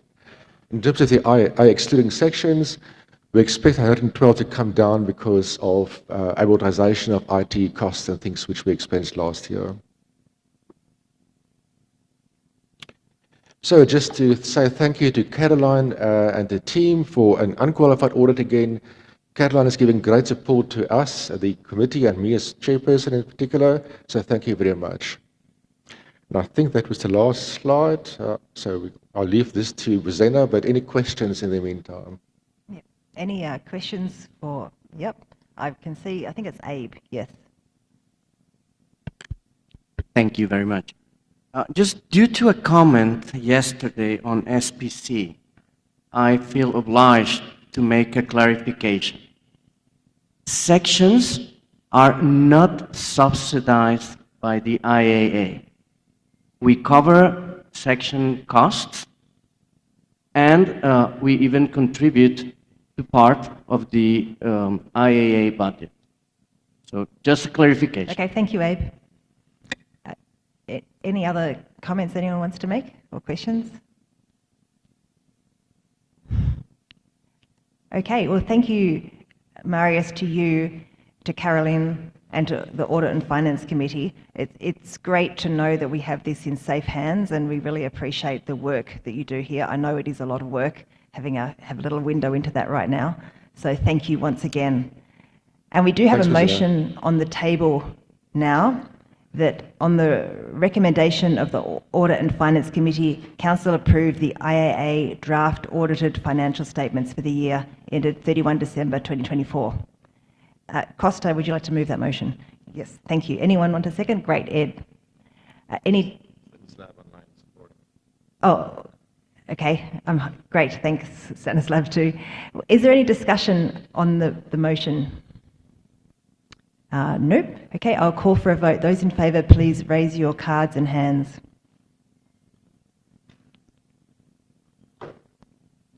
Great. Online voting. Online voting. Comment online, someone. We're good. Okay, great. Thank you. Any against? Any abstaining? The motion is carried. Thank you. Ooh, we've done those questions. Okay, thank you. So the next item on the agenda is a new bit for us. So we now have IAA and IAA services, and I might remind everyone the history of this when we get to the end of the agenda, when it's the actual IAA services meeting. We will be having a separate IAA services meeting at the end here. So right now, we need to do two things. Us as the IAA need to select someone to represent us at the IAA services meeting, and then we need to instruct that person how they should act. And in terms of selecting a person, we're proposing that we select our favourite past president, right here, most immediate past president, I should say, to act as our IAA representative. So,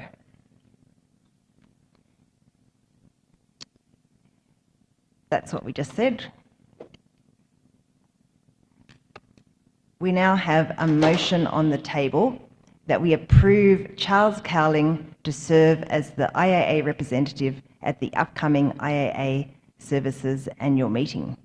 So would someone like to move that motion? Great, Katina. Raquel, would you like to second that? Great, thank you. Is there any discussion on the motion? In that case, those in favour, please raise your cards or hands. Okay, great. Thank you. Any against? Any abstaining? Okay, I would note one abstention down there. I hope you noted the country down because I can't quite see from here, but great, thank you. The motion is carried. Congratulations.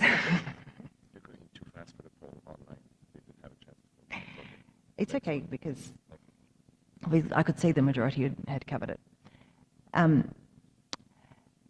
So just so you know, we do have a list of directions that we want to put forward at the next meeting. So we're not approving these lists of directions here, but I'm just noting them for you that this is what we'll be putting, this is what we're about to vote on, or put a motion on the table on, to ask Charles to act on our behalf on. So that would be to approve the agenda, that the member ratifies the Board of Directors' approval of the 2024 audited financial statements, that the changes to the 2025 directors be approved, and that the member ratifies the decision of the Board of Directors. So this is going to happen later, but this is the instructions that we are going to be giving our newly elected representative.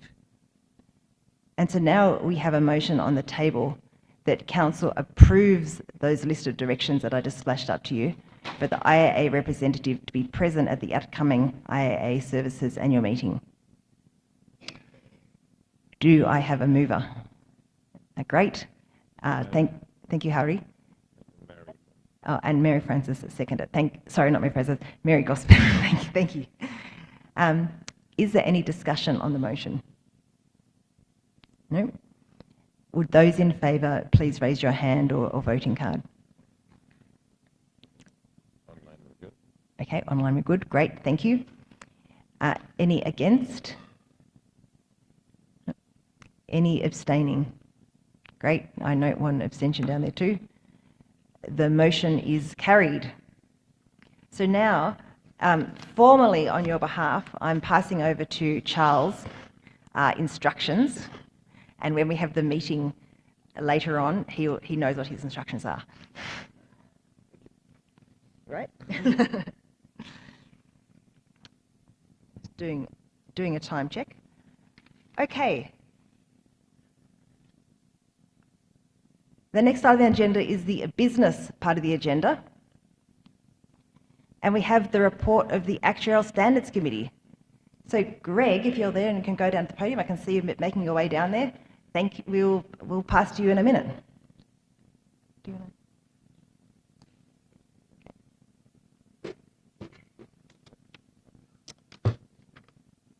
Thank you, Chair. So this is a report of the Actuarial Standards Committee of the IAA. It's a committee of 11 members drawn from the 3 regions of our association. Just to briefly recap on the for Council and members who may be less familiar with the Actuarial Standards Committee. ASC is responsible for developing and maintaining the IAA's suite of international standards of actuarial practice, or ISAPs, as we like to call them. ISAPs are model standards.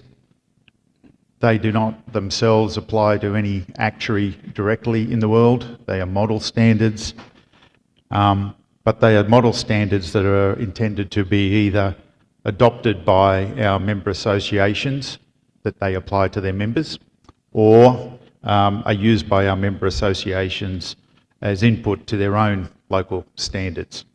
Both approaches are used by many of our member associations and who report to us regularly that they have either adopted or that they have standards themselves that are consistent with our ISAPs.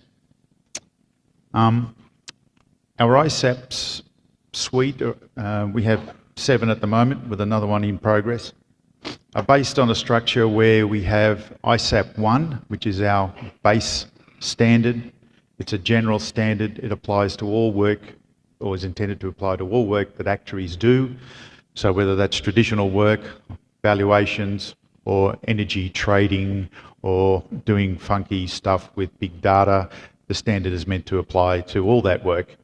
We then have other ISAPs that are addressing specific matters or a specific issue, such as IFRS 17 reporting or social security valuations and assessments that leverage off ISAP 1. So ISAP 1's taken as read for all those other standards.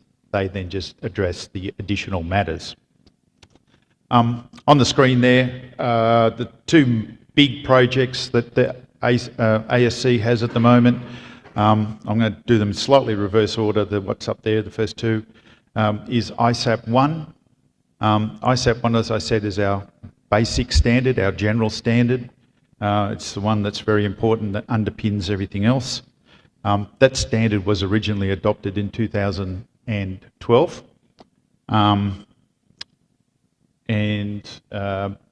It's coming up now for 13 years old. It has been updated a number of times. I think most recently the significant change was to introduce, include model governance in that standard.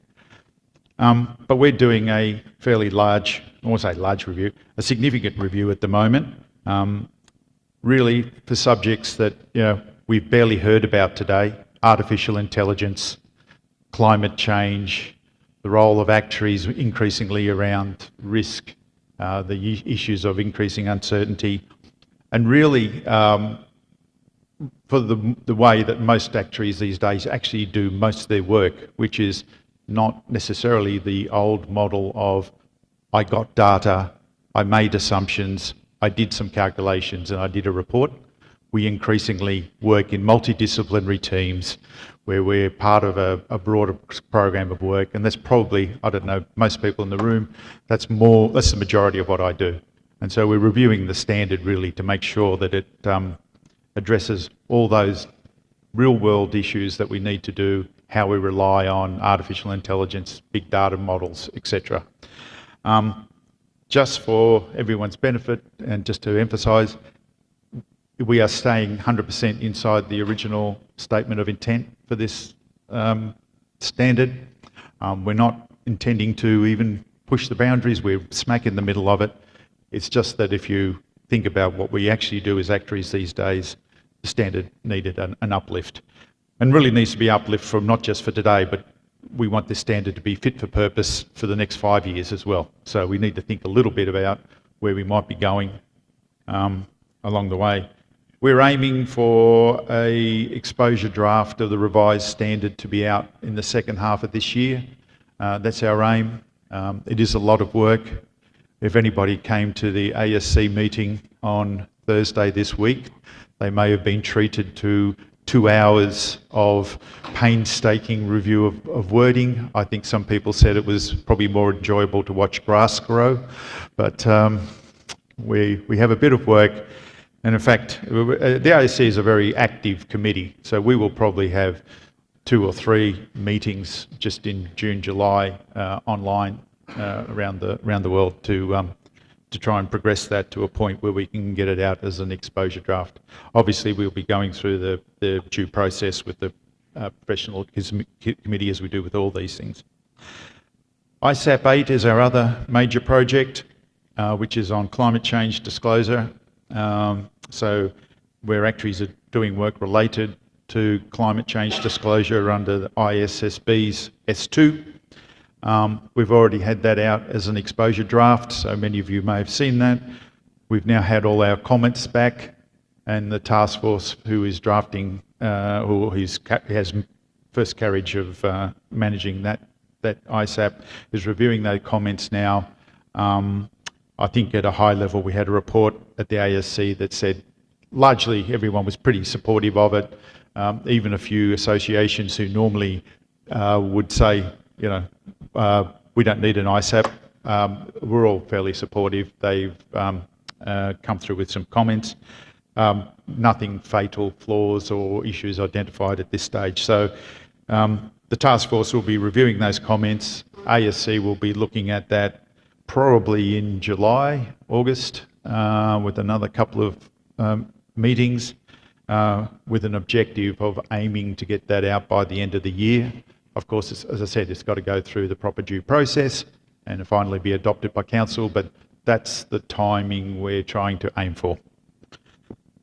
We're also likely on a program to look at having 1 or 2 seminars, ASC operating 1 or 2 seminars, probably one on ISAP 8 when it's finalised and launched, so that would be later this year or early next year.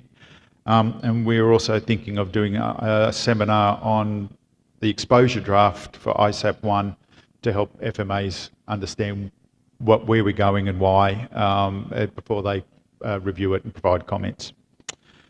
The other, we also, as I said, we look after the enforced standards, and we have a cycle of review. ISAP 1 and 4 were due for review last year. ISAP 2 is on hold at the moment. The initial feedback we had for ISAP 2 suggested that maybe some things around artificial intelligence and climate change might be relevant for that ISAP.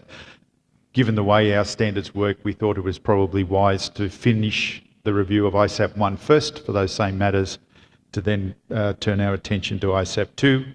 And ISAP 4, as of yesterday, had confirmed by the Insurance Accounting Committee that they didn't think we needed any desperate changes, and in fact we should probably defer that, any review, till after the review of IFRS 17 that's likely to happen in the next year or two. So that's likely to be deferred to 27 or 28. And just noting there that ISAP 3 is coming up for review. We'll probably address that later in the year after we've got through the 2 big projects and consult with the relevant committees on that. Other than that, the ASC continues to liaise with other relevant committees of the IAA. Obviously, we work closely with the Professionalism Committee. We're part of the Assure group, so leadership in the Assure area. There's obviously an element of impact of our standards as well, where we support supranationals with, with actuarial standards to help them. So the IAIS and the IASB and other supranationals. And obviously we interact with all the other committees as well, such as the Insurance Accounting Committee or Insurance Regulation Committees in particular. And of course now the Climate Change and Sustainability Committee. And I'm sure their AI committee may well have some opinions on our draft changes to ISAP 1. So that's my summary. Chair, if anybody has any questions, you've still got a couple of minutes before coffee.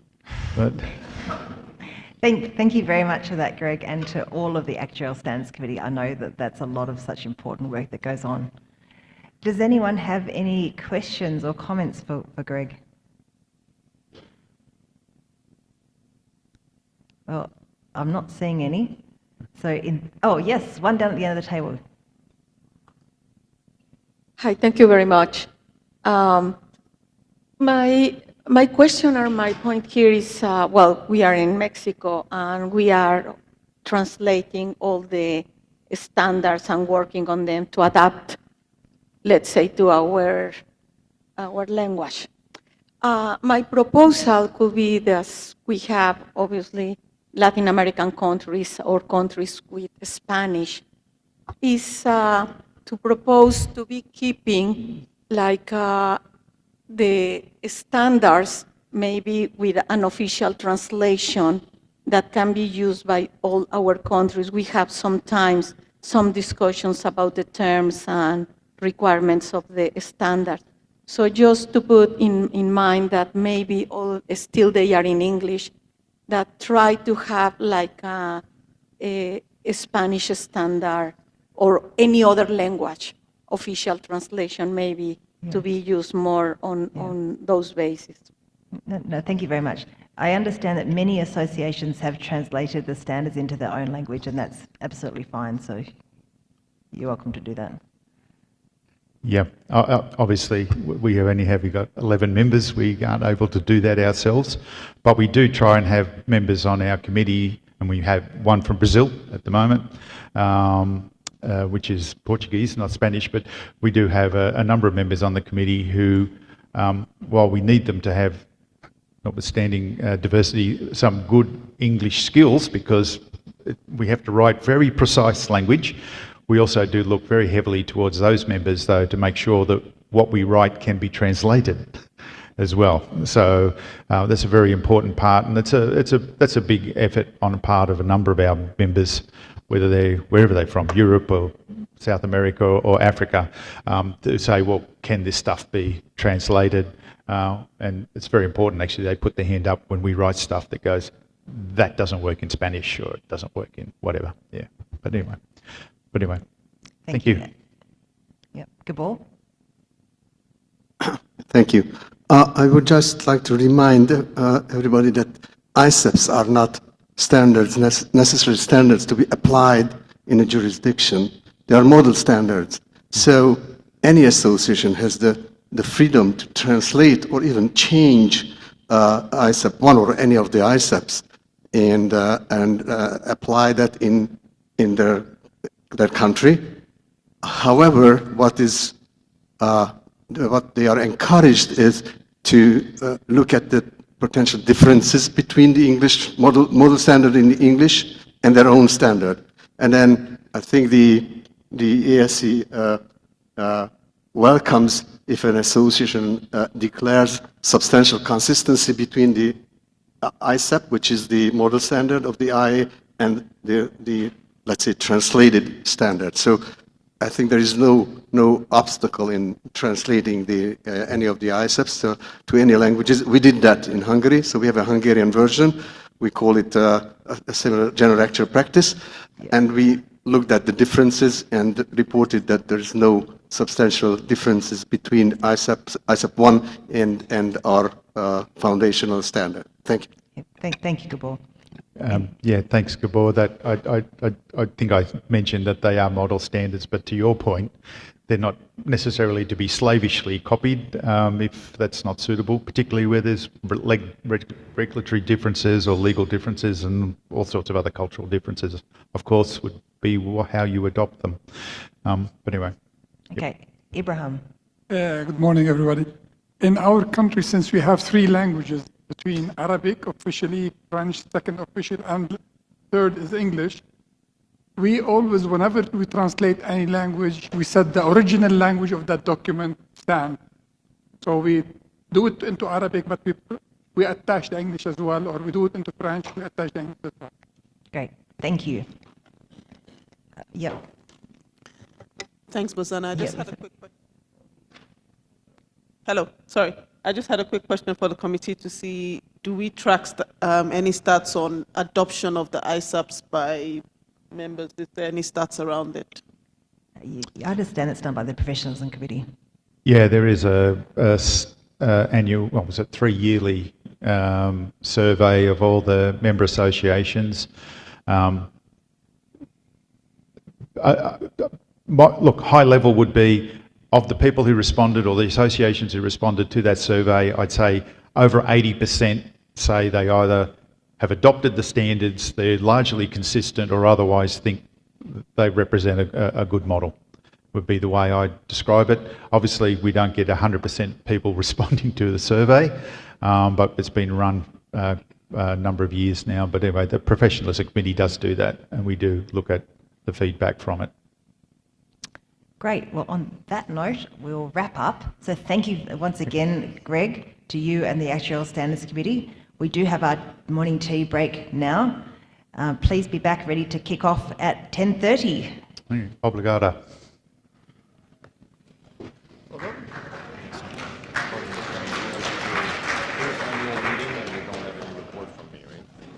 Usually have 2 minutes to thank my team on the council slides, and that slide has disappeared somewhere along the process. That's fine. So maybe Anne Weber. So this is the slide that I'm putting.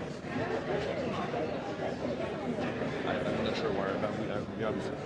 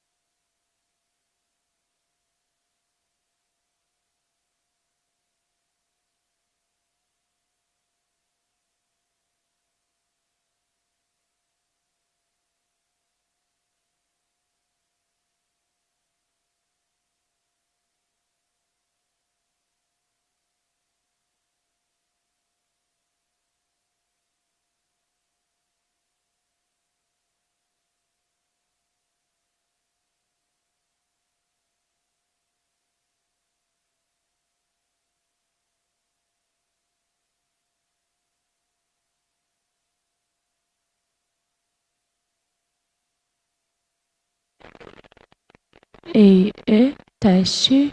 Ok. Eu quero só verificar aquele que a tiazinha derrubou.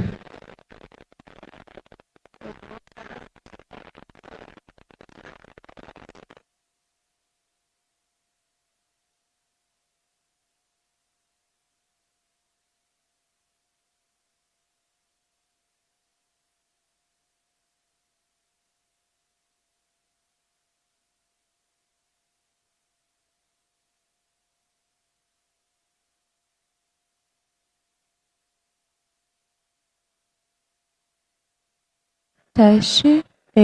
Som. Tá ok, show.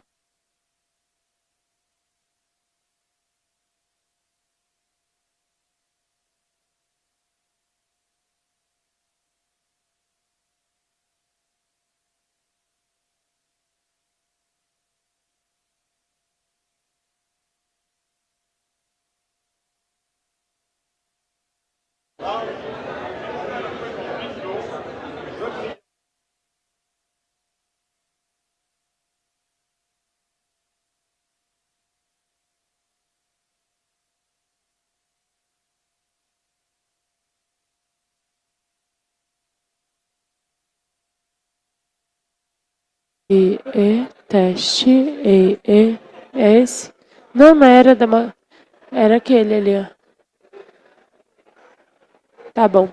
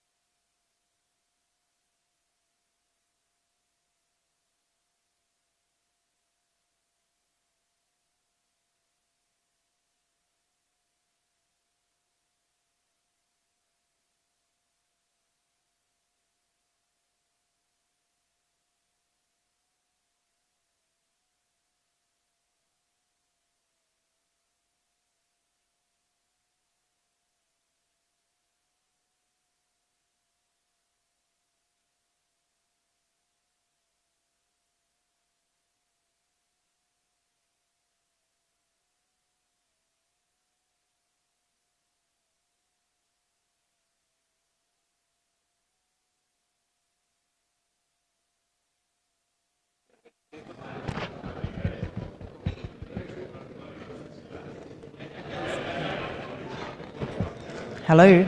Haha. Okay, would everyone please take their seats so we can get underway?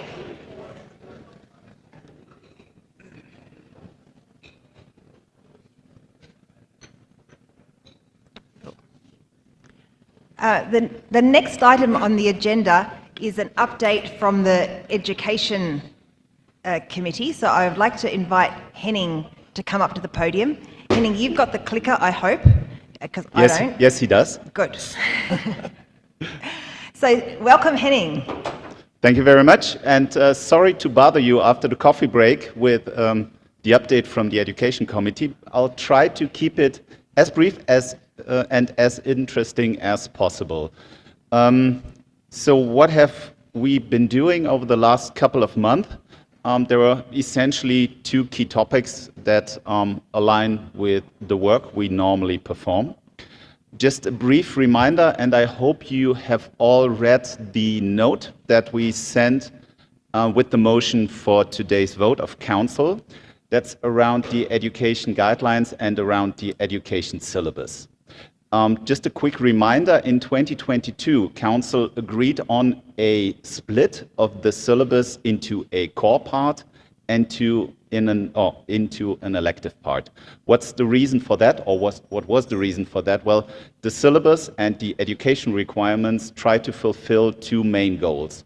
One is it being a membership requirement for existing IAA associations, and we perform reviews against those requirements, also allowing some flexibility for FMAs to set specific priorities to move forward if they think it's best for their target audience.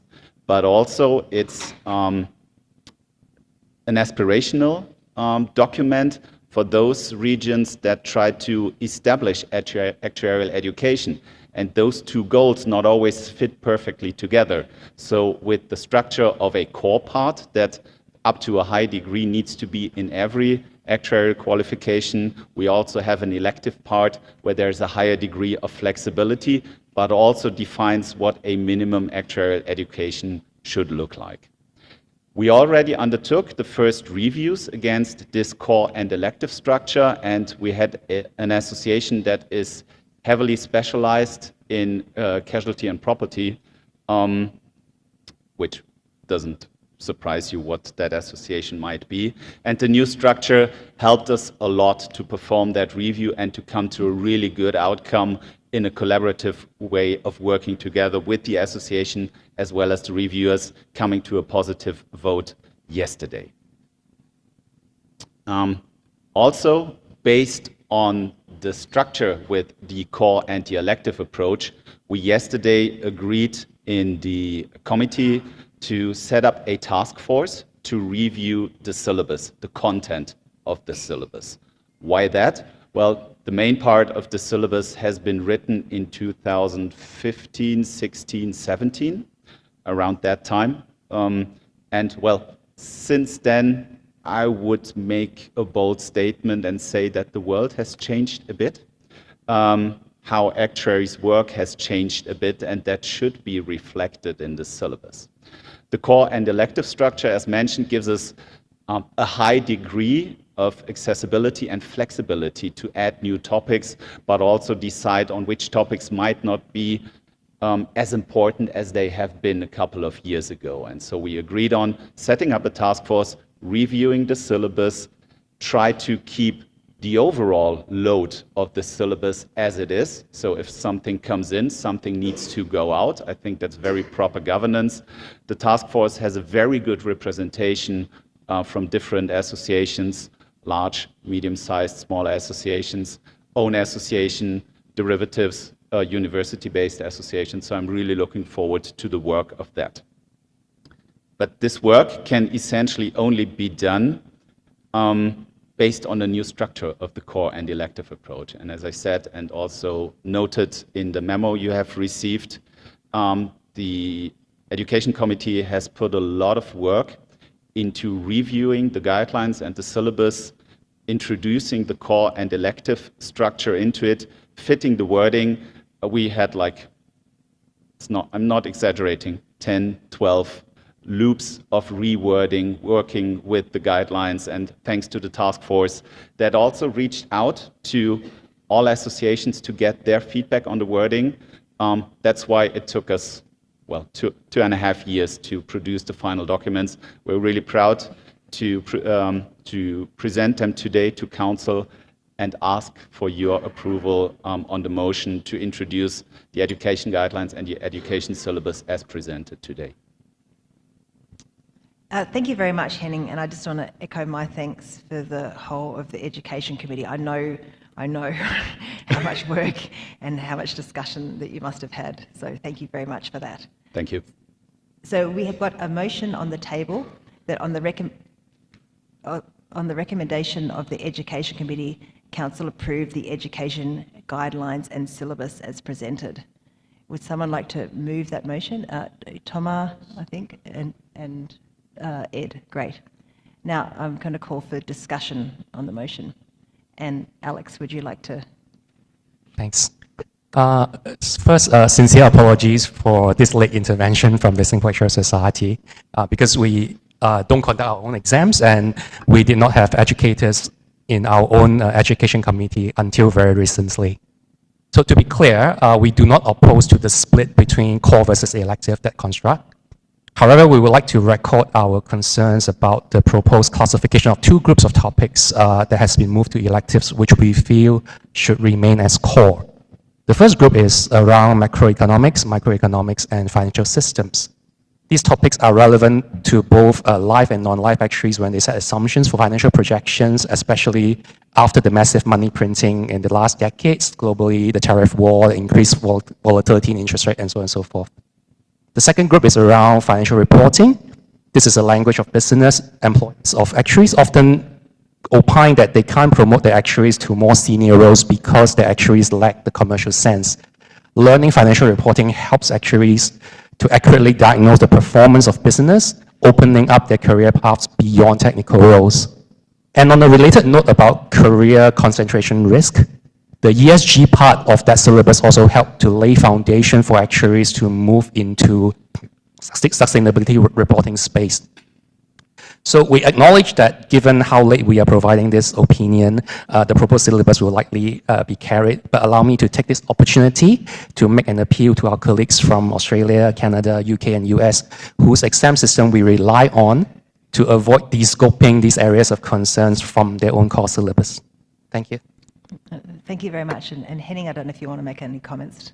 Yes, thank you very much for the comment, and it's well taken. And we had a brief discussion up front, so thank you very much for making us aware and me aware of the comment, which again is well taken.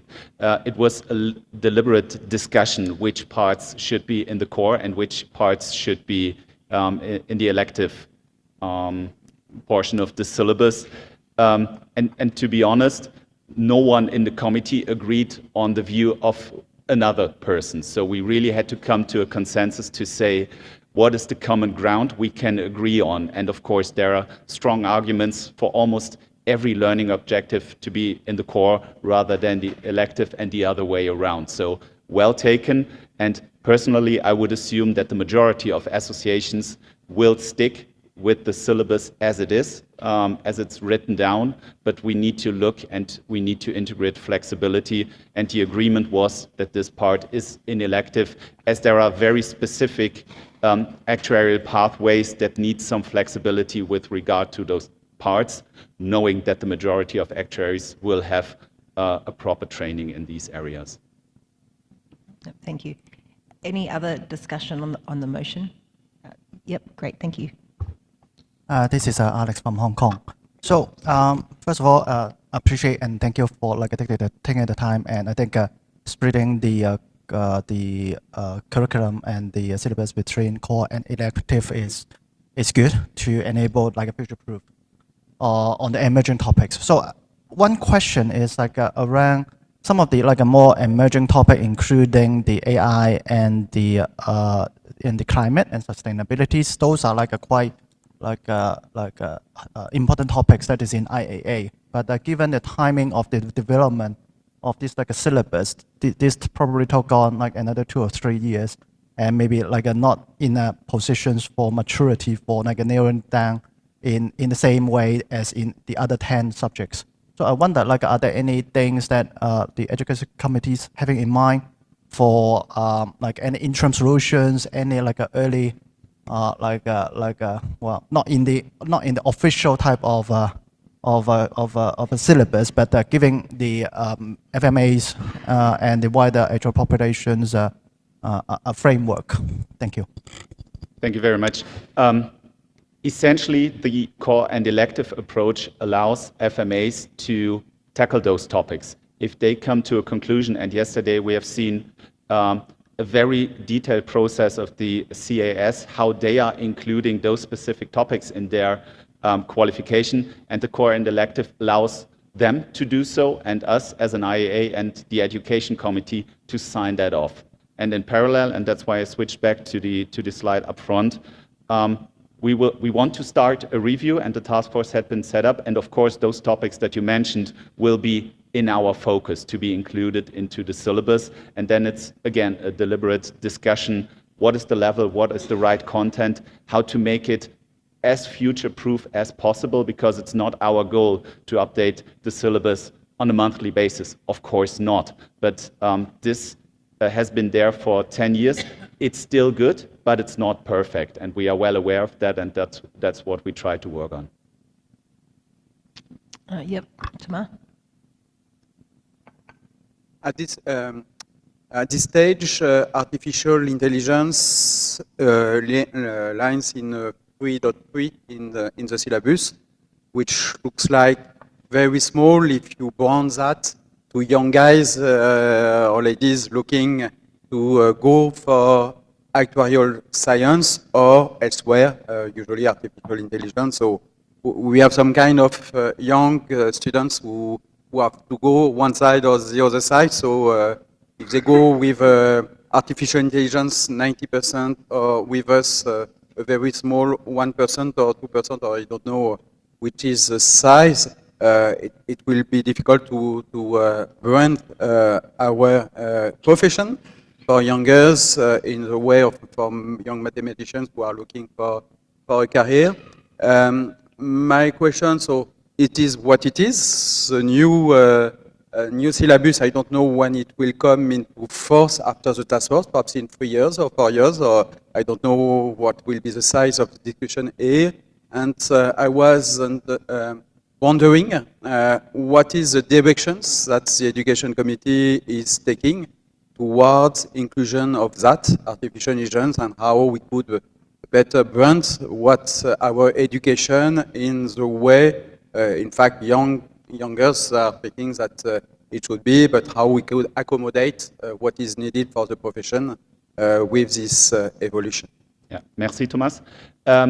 Before agreeing on setting up the task force yesterday, we had a very good update from Frank out of the AI task force, and their input and proposal what AI topics might be relevant for basic education of actuaries. And that was essentially motivation number 1 to go forward with the task force. How much detail, which topics, up for discussion. And sorry for putting that out in the world. We somewhat agreed with the task force that we would like to work in a timeline of 6 to 9 months to have a first draft on the table. Sorry, dear task force. But everyone is aware that it is a pressing topic, and we would like to move exactly with what you were saying. We need to go out to the world that we are the right profession to deal with those tasks, and it needs to reflect in the standard of our basic education. Thank you. Any other items of discussion? One on the screen. Thank you. Morocco, Mohammed.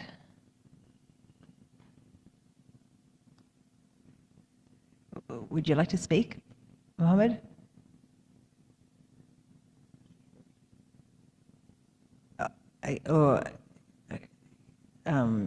Okay. Are you not wanting to speak? You're just voting.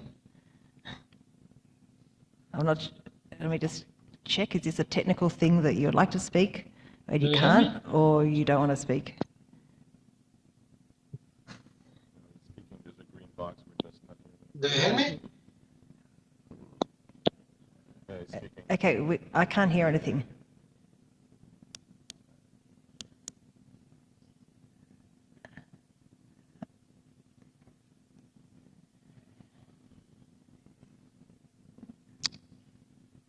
We seem to have a technical issue, unfortunately. We might need to move on while that gets sorted out. And if we have... Oh yeah, that's a good idea. Are you able to put it in the chat? Since I'm sorry we've got a little technical issue. If you could put your comment point in the chat, we could respond to it that way. And we just pause for a minute while we sort this out.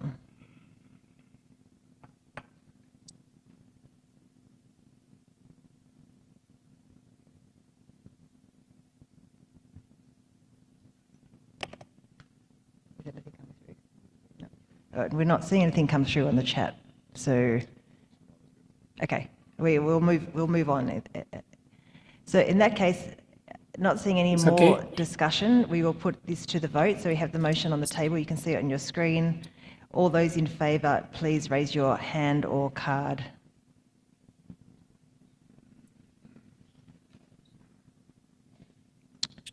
Okay, thank you. And now you can hear me?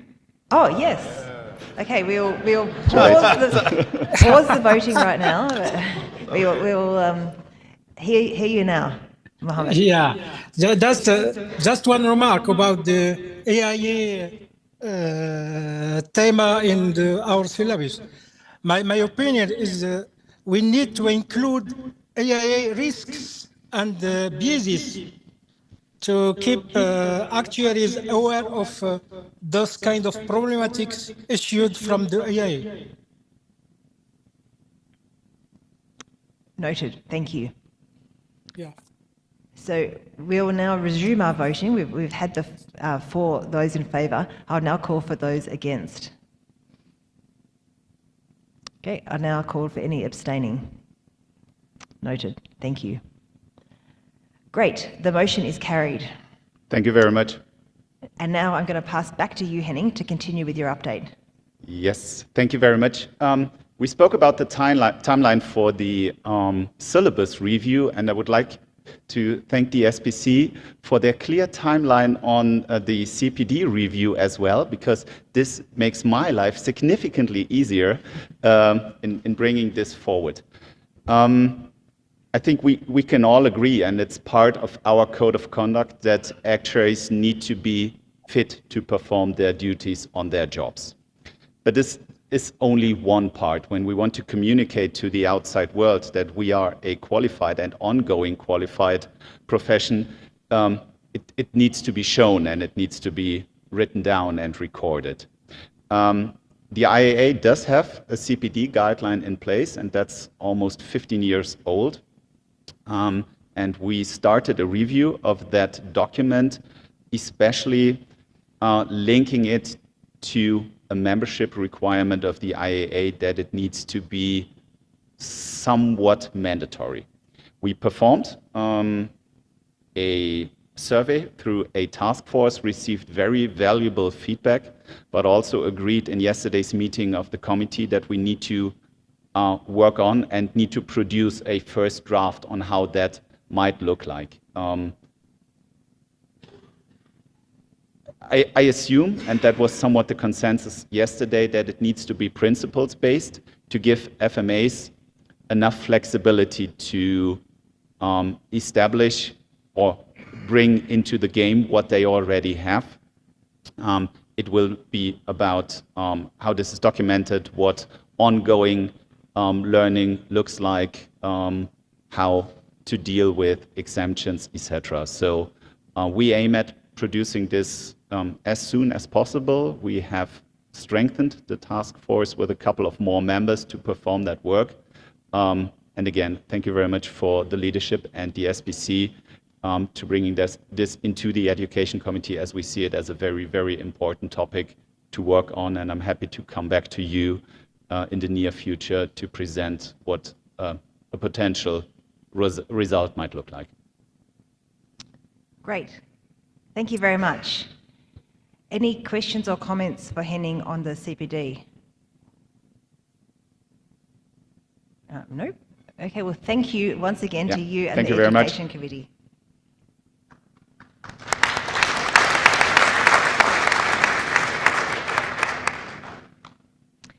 So the next item on our business agenda is the report on ICA 2026, where they're going to be providing us with an update on their progress. So I now invite Serizawa-san to present to us. Hello, everyone. My name is Hiroshi Serizawa. Is it okay? Yes, yes. I have recently taken on the role of General Secretary of the Institute of Actuaries of Japan, IAJ. Today, I am attending this council and meeting as an alternate delegate of IAJ. It is my pleasure to provide you with an update on our progress for ICA 2026. Please follow my explanation while looking at the screen. Can I have a coordinate? Yes, Caroline, just bring it. We actually were thinking you would be going down the podium, so we had it down there, but you're fine where you are.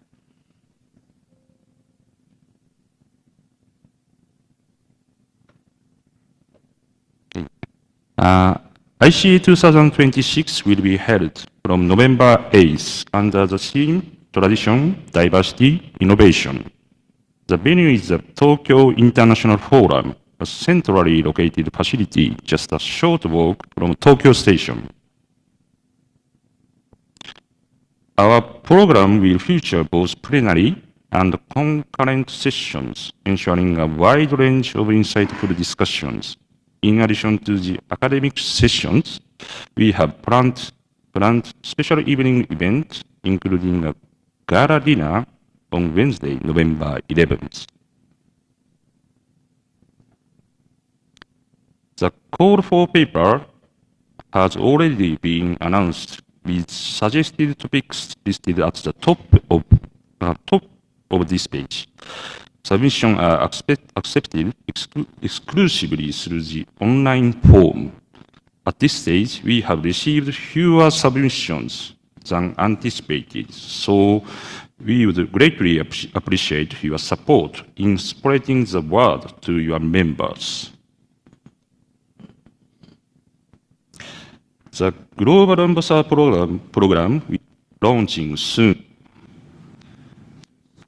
To spread this information within your association, we kindly ask that your association nominates a global ambassador for ICA 2026. To ensure a smooth process, the IAA Secretariat will send an email following this meeting with further details. The deadline for abstract submissions is set for the end of September, and registration will officially open in November. All key information, including the official website, is readily available for reference. We encourage you to follow our updates on social media for the latest announcement and insights. To close my presentation, I would like to share a video message from Japan. We look forward to welcoming you to Tokyo in 2026. Could you share a video message on the screen? The 33rd International Congress of Actuaries, ICA 2026, Tokyo. ICA 2026 from November 8th to 13. Join us in this vibrant city where Tokyo offers a wonderful experience for actuaries. Hello everyone, I'm Hiroshi Shoji. The theme of ICA 2026 is Tradition, Diversity and Innovation. As actuaries, we have learned much from tradition and made significant contributions to society. ICA 2026 provides the perfect platform for actuaries from diverse backgrounds to gather here in Tokyo and discuss innovative ideas.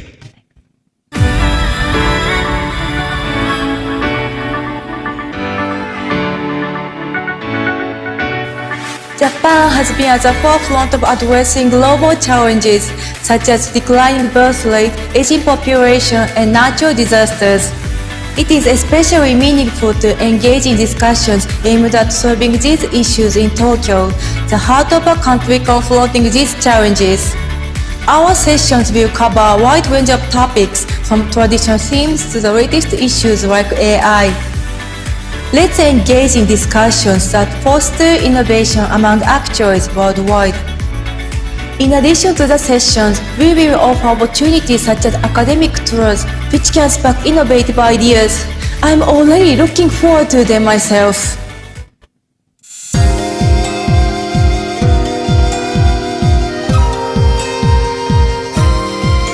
The Tokyo International Forum, our conference venue, has hosted numerous international events and provides an ideal setting for actuaries from around the world to engage in in-depth discussions.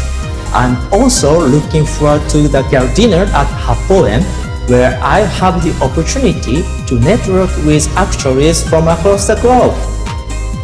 Tokyo, the world's largest city, seamlessly blends traditional cultures with cutting-edge technologies, offering visitors a rich and diverse experience.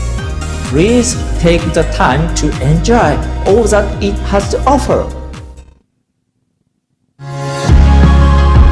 For the latest updates, visit here.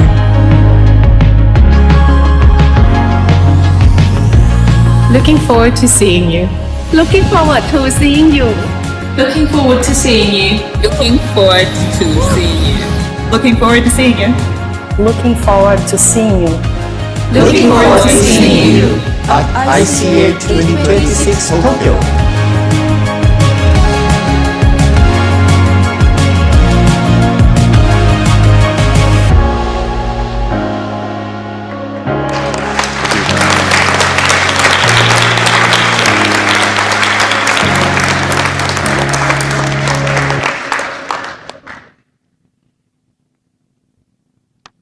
Well, what a great video and presentation. So I'm certainly looking forward to being able to join you at ICA in 2026, and I'm sure many of you around the room are also excited about that thought as well.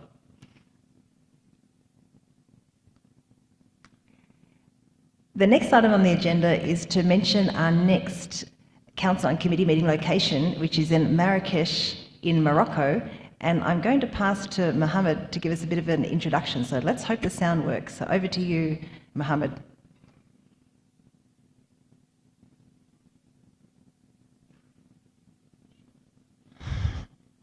And we know it is possible.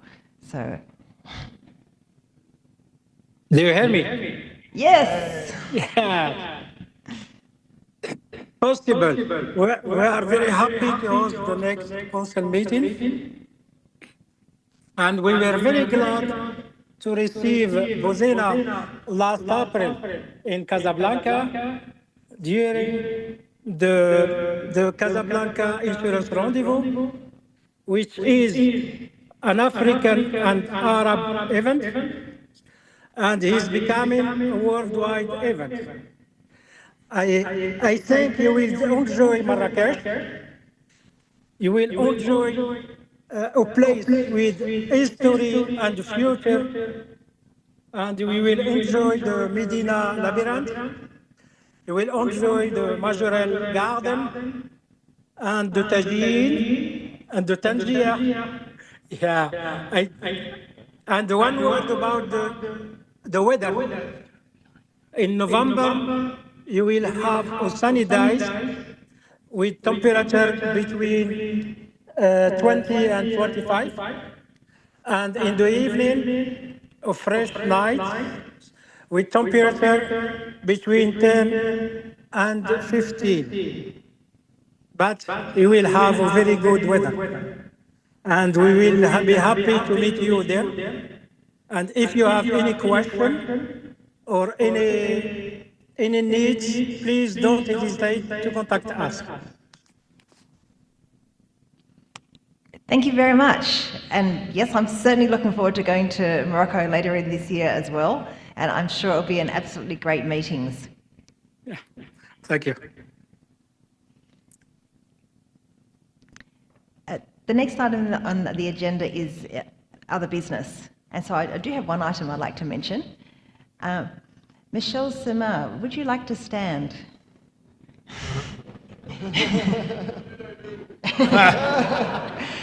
Well, my understanding is that you've had a long and distinguished career at the Canadian Institute of Actuaries and that you're about to be shortly retiring.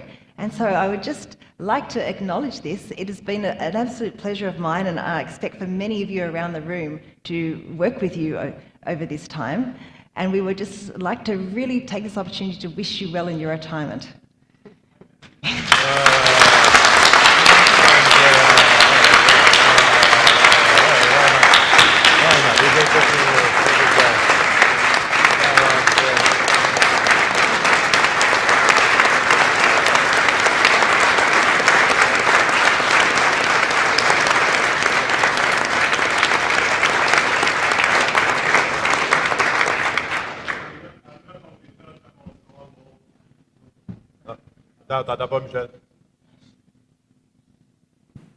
I'm not only touched, I'm also humbled to be, praised and rewarded by such an assembly of bright people.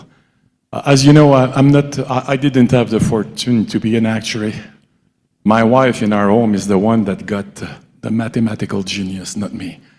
But as a lawyer and as a person who dedicated almost 15 years of his life to basically provide support to a great profession, I just want to thank you and to also let you know that I had made many friends over those years in my country as well as in this international community. I just want to let you know that despite the fact that I am leaving, and I'm happy to leave, very happy, I think that I did a contribution and it's time for me to turn the page, I will keep a vivid memory of the relationship I had with each and every one of you. And if you ever come to Ottawa, remember that the Simard table is well known.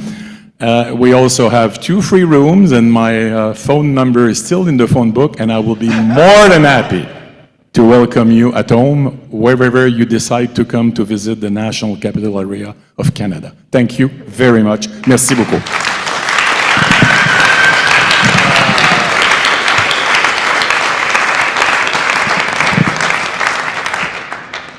Do you still have phone books in Canada? Do you still have phone books in Canada?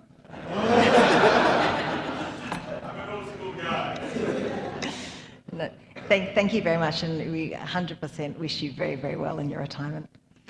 Are there any other items of other business that anyone would like to raise? Nope. In that case, this marks the end of our IAA Council meeting, but not the end of our session yet this morning. Keep sitting. We're about to move to the IAA Services Annual Meeting. So, just to refresh any of you who may not remember or are perhaps new in this room, in 2024 we established IAA Services. And this is where all the secretariat are housed, and hence where most of all the expenses are. And the IAA is a subsidiary of IAA Services. And the IAA is the only member of IAA Services. And the reason we did this is we recognised there was a legal risk that as the IAA was formed as a Swiss Verein and subject to Swiss law, and the headquarters and nearly all of the staff are in Canada, if ever we were to have a legal issue, under the prior structure, we would likely need to have Swiss lawyers and Canadian lawyers involved, and that would be very expensive for us to have to do. So the new structure still has the IAA incorporated in Switzerland, and that's quite important for some of our members, but we do have IAA Services based in Canada. So if ever we have any legal issue with IAA Services, then we would need to only engage the Canadian lawyers. So that was all I was going to say about the background. So we do have these 2 separate entities now. We've just had the IAA meeting, now we're going to have IAA Services. And this is the first of our formal IAA Services meeting. And the main part of this is our business agenda. But before we move to that, I'm formally welcoming all of you to our first meeting of IAA Services. And as the first thing that I do, I'd like to confirm Charles Cowling who is the IAA representative.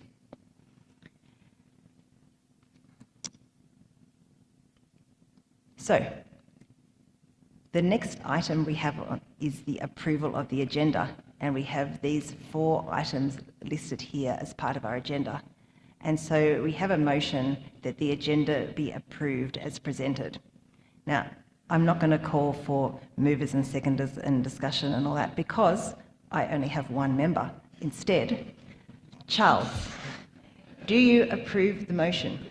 I do. Thank you.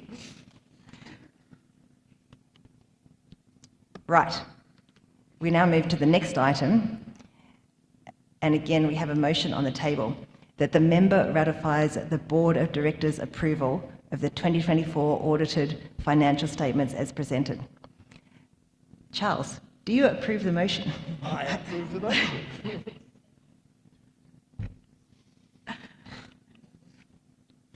Yeah. Yes, unanimous, I've just been told. The next item, we have our next motion, that the changes to the 2025 directors be approved as presented. And before I ask him, just to remind you, the directors are the EC members, and every year on EC we have a few members roll off and a few members roll on, and we also have the presidential team who rotate. So that's the change of directors that we're talking about. So Charles, do you approve the motion? I approve the motion. Go. Oh, Gabbo was asking a question. Is that allowed? Well, I don't know. Can we see who the board of directors, who the directors are? I understand that EC members, but who they are? It's the current EC. I know. Would you like me to list them all for you? Well, It's yeah. in the agenda. So if you would like to refer to the agenda, I refer you to that. The next motion we have is that the member ratify the Board of Directors' decisions as presented. And again, they were all listed in the agenda. So Charles, do you approve the motion? I approve the motion. Fantastic. Well, that takes us to the end of the business agenda. And we have one more item here, which is an update by our Executive Director. So I pass over to Mathieu. Merci beaucoup, Madam Chair and Mr. Member Representative. It's always an honor for me to be able to address this amazing room with 50 more countries and about 115 participants. It just shows the value of the international profession, and I'm really, really thankful for everybody to be here. And I know Wordly is working. I'm just going to say a quick few sentences in French, but I will retranslate it for your benefit. Je voulais prendre l'opportunité aujourd'hui d'avoir un court rapport de ma part, parce qu'évidemment, c'est la première année que nous avons IA Services, et je pense que c'est important que je puisse vous parler et vous donner l'opportunité de vous poser des questions. So as I said, this is the first year of IA Services, so it was even more important than before for you guys to be able to have a few words from me and the opportunity to ask a few questions. But I will be brief, I do promise. So I will do very quickly an IT update. You have seen over the last weeks and during these meetings, of course, some of the new things that we're working on IT. I hope that you have seen the new website. I hope that you've tried to play with it on your phone because it's actually working on mobile for the first time. So we're in the 21st century, so we're very happy about that. We have the AI for actuaries, which is going well. We are using a new event management app, which is the feed loop. You've seen probably some of those QR codes when you come into those meetings. It was very useful for things like JoCo, to be able to scan and get your CPD directly to your file. So those are all, quite frankly, the tip of the iceberg. So from a northern country, that's just to say that it's a very, very small proportion that you guys get visibility on. There's a lot more that is in the back end, and my team has been working on this tirelessly for over a year. For some of you who have associations that you have gone through an IT system change, you know how much work it is. So we're very happy to be here. It is not complete. We are still working a lot of things. Christian was telling me we still have over 20,000 files from archives that we need to figure out where to put. And we know there's still sometimes broken links and things like that. So when you come across some of these things, please just let us know. Send us a quick email to the Secretariat, and we'll take them as we go slowly but surely. But we're very happy about the progress so far, and I hope you guys are too, because it looks slightly better, it looks slightly nicer, and we are continuing to have something that hopefully makes it nicer for you to engage with the web version of us. This brings me to HR update. So it's always important for me to take a few moments to let you know about changes to the Secretariat. Since our last meeting, you may have seen a few new faces to the team, and if not, you haven't been looking very well. That's okay, I have my glasses here myself.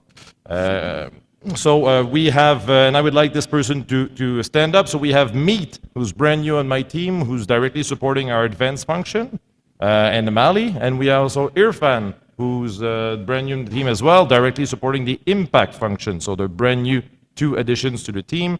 Very happy. These gentlemen are part of our attempt to make the IA more proactive. And it is, of course, incremental because we have a lot of work. But if you have any type of questions or so on, like and if you're working in the advanced entity, you should have already received emails by Meet. If you're working in the impact entities, you should have already received emails from Irfan. If not, please go talk to those guys. And also, thank you very much. Bravo.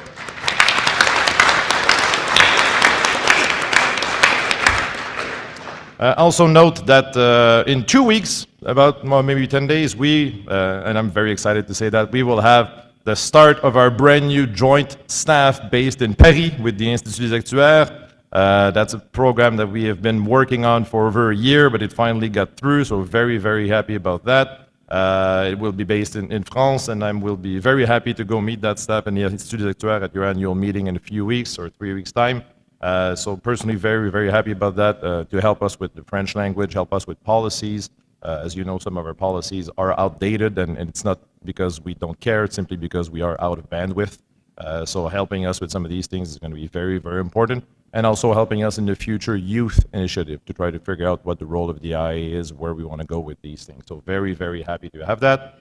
I also want to note, just so you guys understand as well, Caroline on my team, I'm not sure where she is, but this is her first year doing the financials as the finance director. And as you may know, when you have a retiring CPA leaving, you often find out that there's a lot of things that you didn't know about. So Caroline has been going from surprise to surprise over the last 6 months, and she's still here, so I'm very happy that she hasn't left. Thank you so much.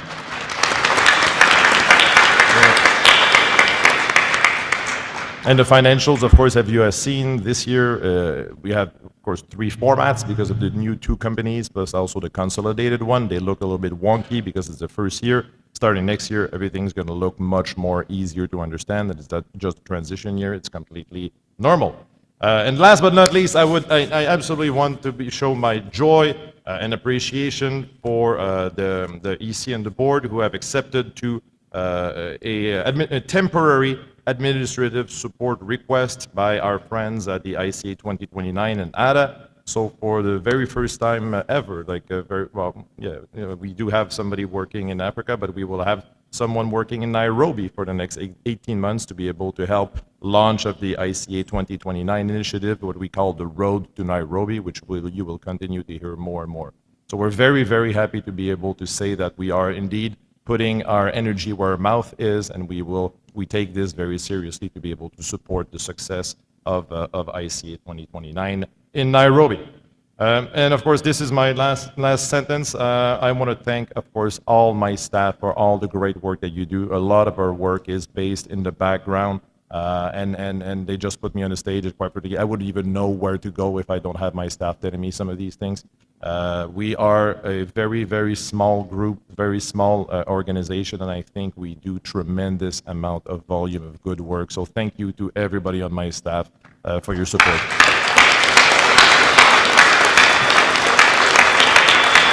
You can stand up. Christian, Anne, Amalie, all the staff, please stand up, just so everybody make sure they see you.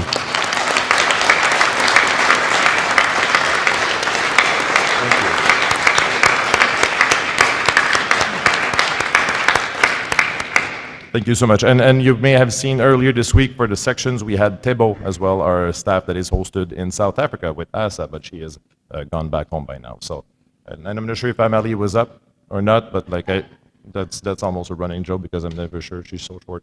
But thank you if she's there. So that's it for me, Madam Chair. Great, thank you very much. Any questions or comments from, Thomas?